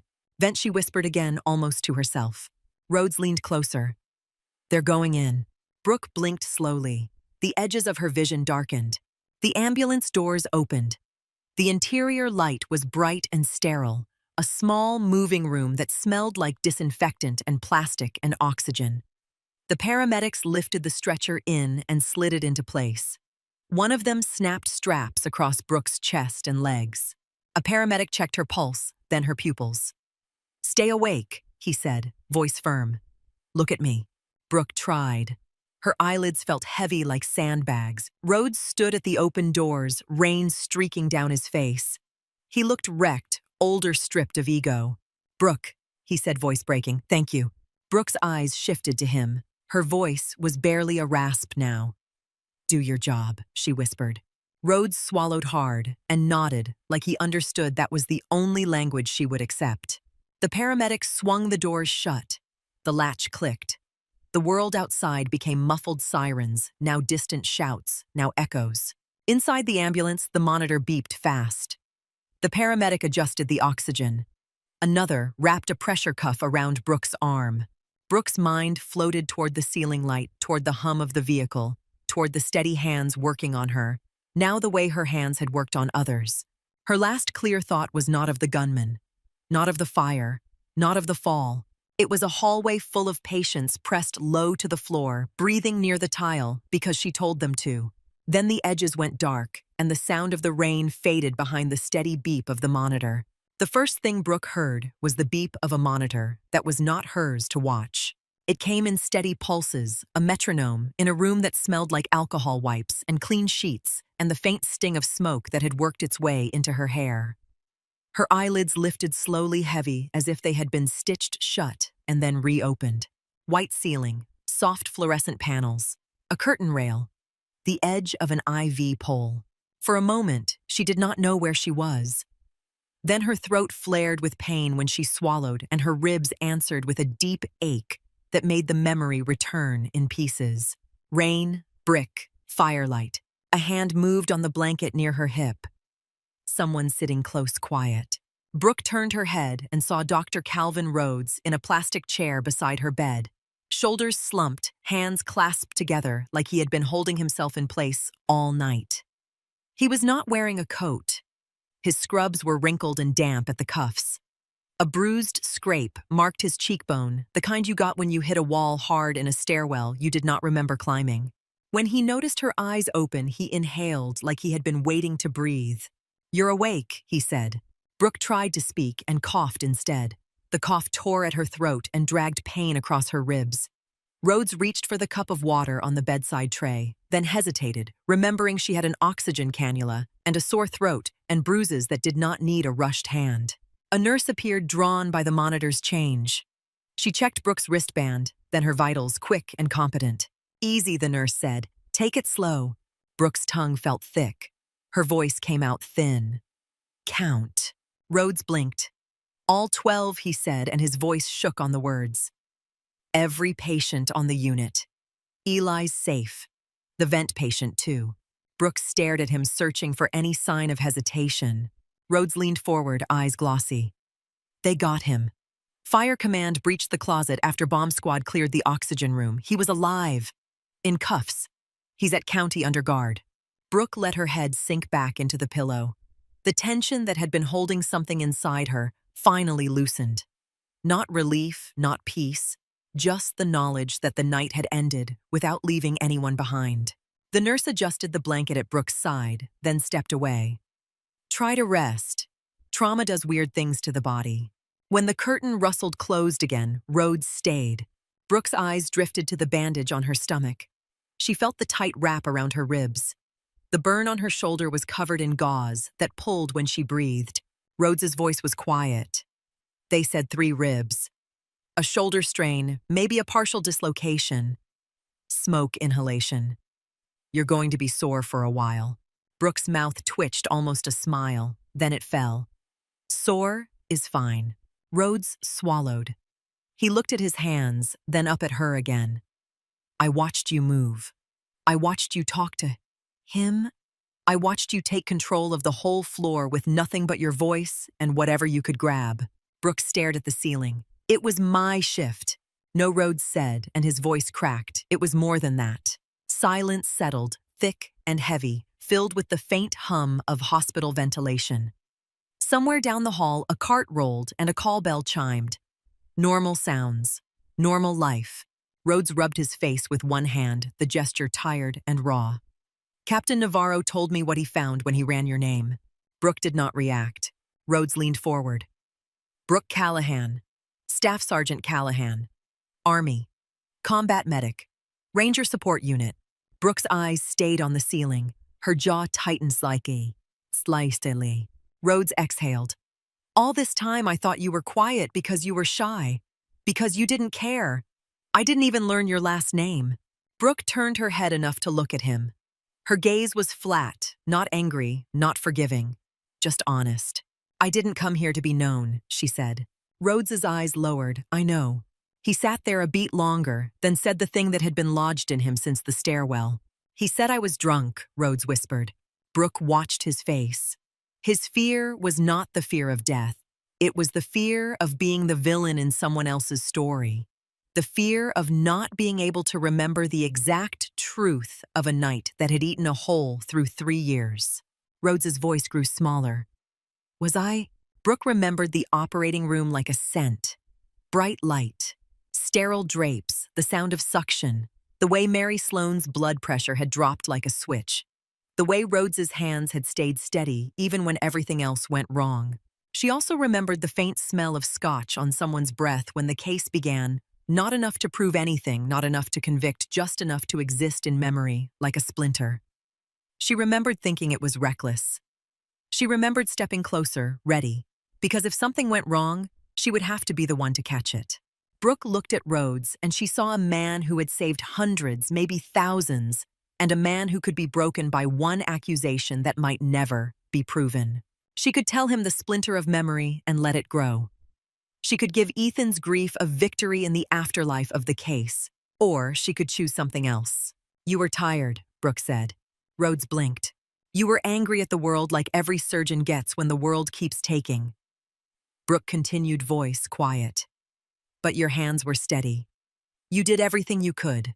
Rhodes's shoulders sagged. He pressed his lips together, fighting the sound that tried to escape his throat. When he spoke, it was barely audible. I don't deserve that mercy. Brooke's eyes did not soften. Mercy isn't about deserve. Rhodes stared at her, then nodded once, small and grateful and ashamed all at once. The curtain rustled again. Captain Navarro stepped into the room, rain replaced by the smell of wet nylon and coffee. He looked tired in a way that had nothing to do with sleep. His uniform was clean now, but his eyes still held the glow of the fire. He stopped at the foot of Brooke's bed. Nurse Callahan. Brooke's gaze shifted to him. Captain. Navarro's jaw tightened, then relaxed.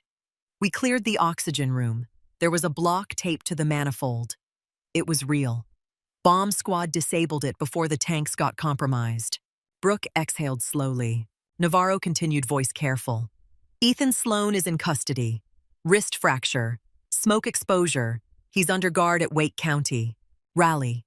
The name sat in the air, a reminder that the city was still there outside this room, still moving, still unaware of how close a hospital had come to becoming a crater in the rain. Navarro looked at Rhodes briefly, then back to Brooke. He's asking for you. Rhodes stiffened. Absolutely not. Brooke's eyes stayed on Navarro. Why? Navarro hesitated. He says you're the only one who understands what it feels like to lose control. He says you're the only one who didn't look afraid of him. Brooke's expression did not change. I was afraid. Navarro nodded. I figured. He stepped closer, lowering his voice. We also found his camera set up. The phone recorded the whole thing even after it fell. Audio is clear. It's going to be evidence. The district attorney is already involved. Rhodes's face tightened. Navarro looked at Rhodes, then spoke carefully. Doctor, there will be an investigation. Internal review. Not because we believe his story, but because he forced the question into the open. Rhodes swallowed and nodded once the acceptance of a man who knew medicine did not protect anyone from scrutiny. Navarro turned back to Brooke. Hospital administration is calling you the Angel of Mercy Heights. Media is outside. They want your face, your name, your story. Brooke's gaze stayed steady. No? Navarro's mouth twitched, almost understanding. That's what I told them you'd say. Rhodes leaned forward. Brooke, you saved this floor. You saved my staff. You saved patients who couldn't even stand. Brooke looked away. They were mine. Rhodes's voice softened. You were going to die up there. Brooke's throat tightened, but her tone stayed even. So were they. Navarro held up one hand, a small gesture of surrender. We won't push. But there's one thing we need before you disappear into your quiet. Brooke looked at him. Navarro's eyes held hers. How did you know? How did you stay calm? Brooke's gaze drifted to the window of the ICU. Rain still ran down the glass in thin lines, like the storm had not finished telling its story. I've been in places where the lights go out and the rules change, Brooke said. You learn to keep breathing. You learn to make a plan even when you don't have one. You learn to move first and think later only when it matters. Navarro nodded slowly as if he understood more than she had said. Rhodes stared at her like he was trying to memorize the shape of her words. The nurse returned again, checking Brooke's lines, adjusting her oxygen, reminding everyone gently that the body did not care about heroism. The nurse's eyes lingered on Brooke's face with a flicker of awe. Then she focused on the work because that was what nurses did. They kept the world from slipping. Navarro stepped back toward the curtain. If you change your mind about making a statement, you tell me. Brooke's voice was quiet. I won't. Navarro nodded once and left. Rhodes stayed seated, hands clasped tight. He looked like a man who had lost something and found something else in the same night. Brooke listened to the monitor beep. Listened to the distant hush of ICU life. She could almost pretend the ward had never burned, that a rifle had never cracked in a ceiling, that a child had never clung to her neck as she jumped into rain. Rhodes cleared his throat. "They're offering you a promotion," he said. "Charge nurse. More pay. More control." Brooke's mouth twitched again. More paperwork. Rhodes let out a small laugh that turned into a shaky exhale. "Yes, that too." Brooke stared at the ceiling. "I'll think about it." Rhodes nodded, then hesitated. "You could leave, you know. You could disappear." Brooke's eyes shifted to him. "I could. Will you?" Rhodes asked. Brooke listened to the beeping, listened to the building's breath.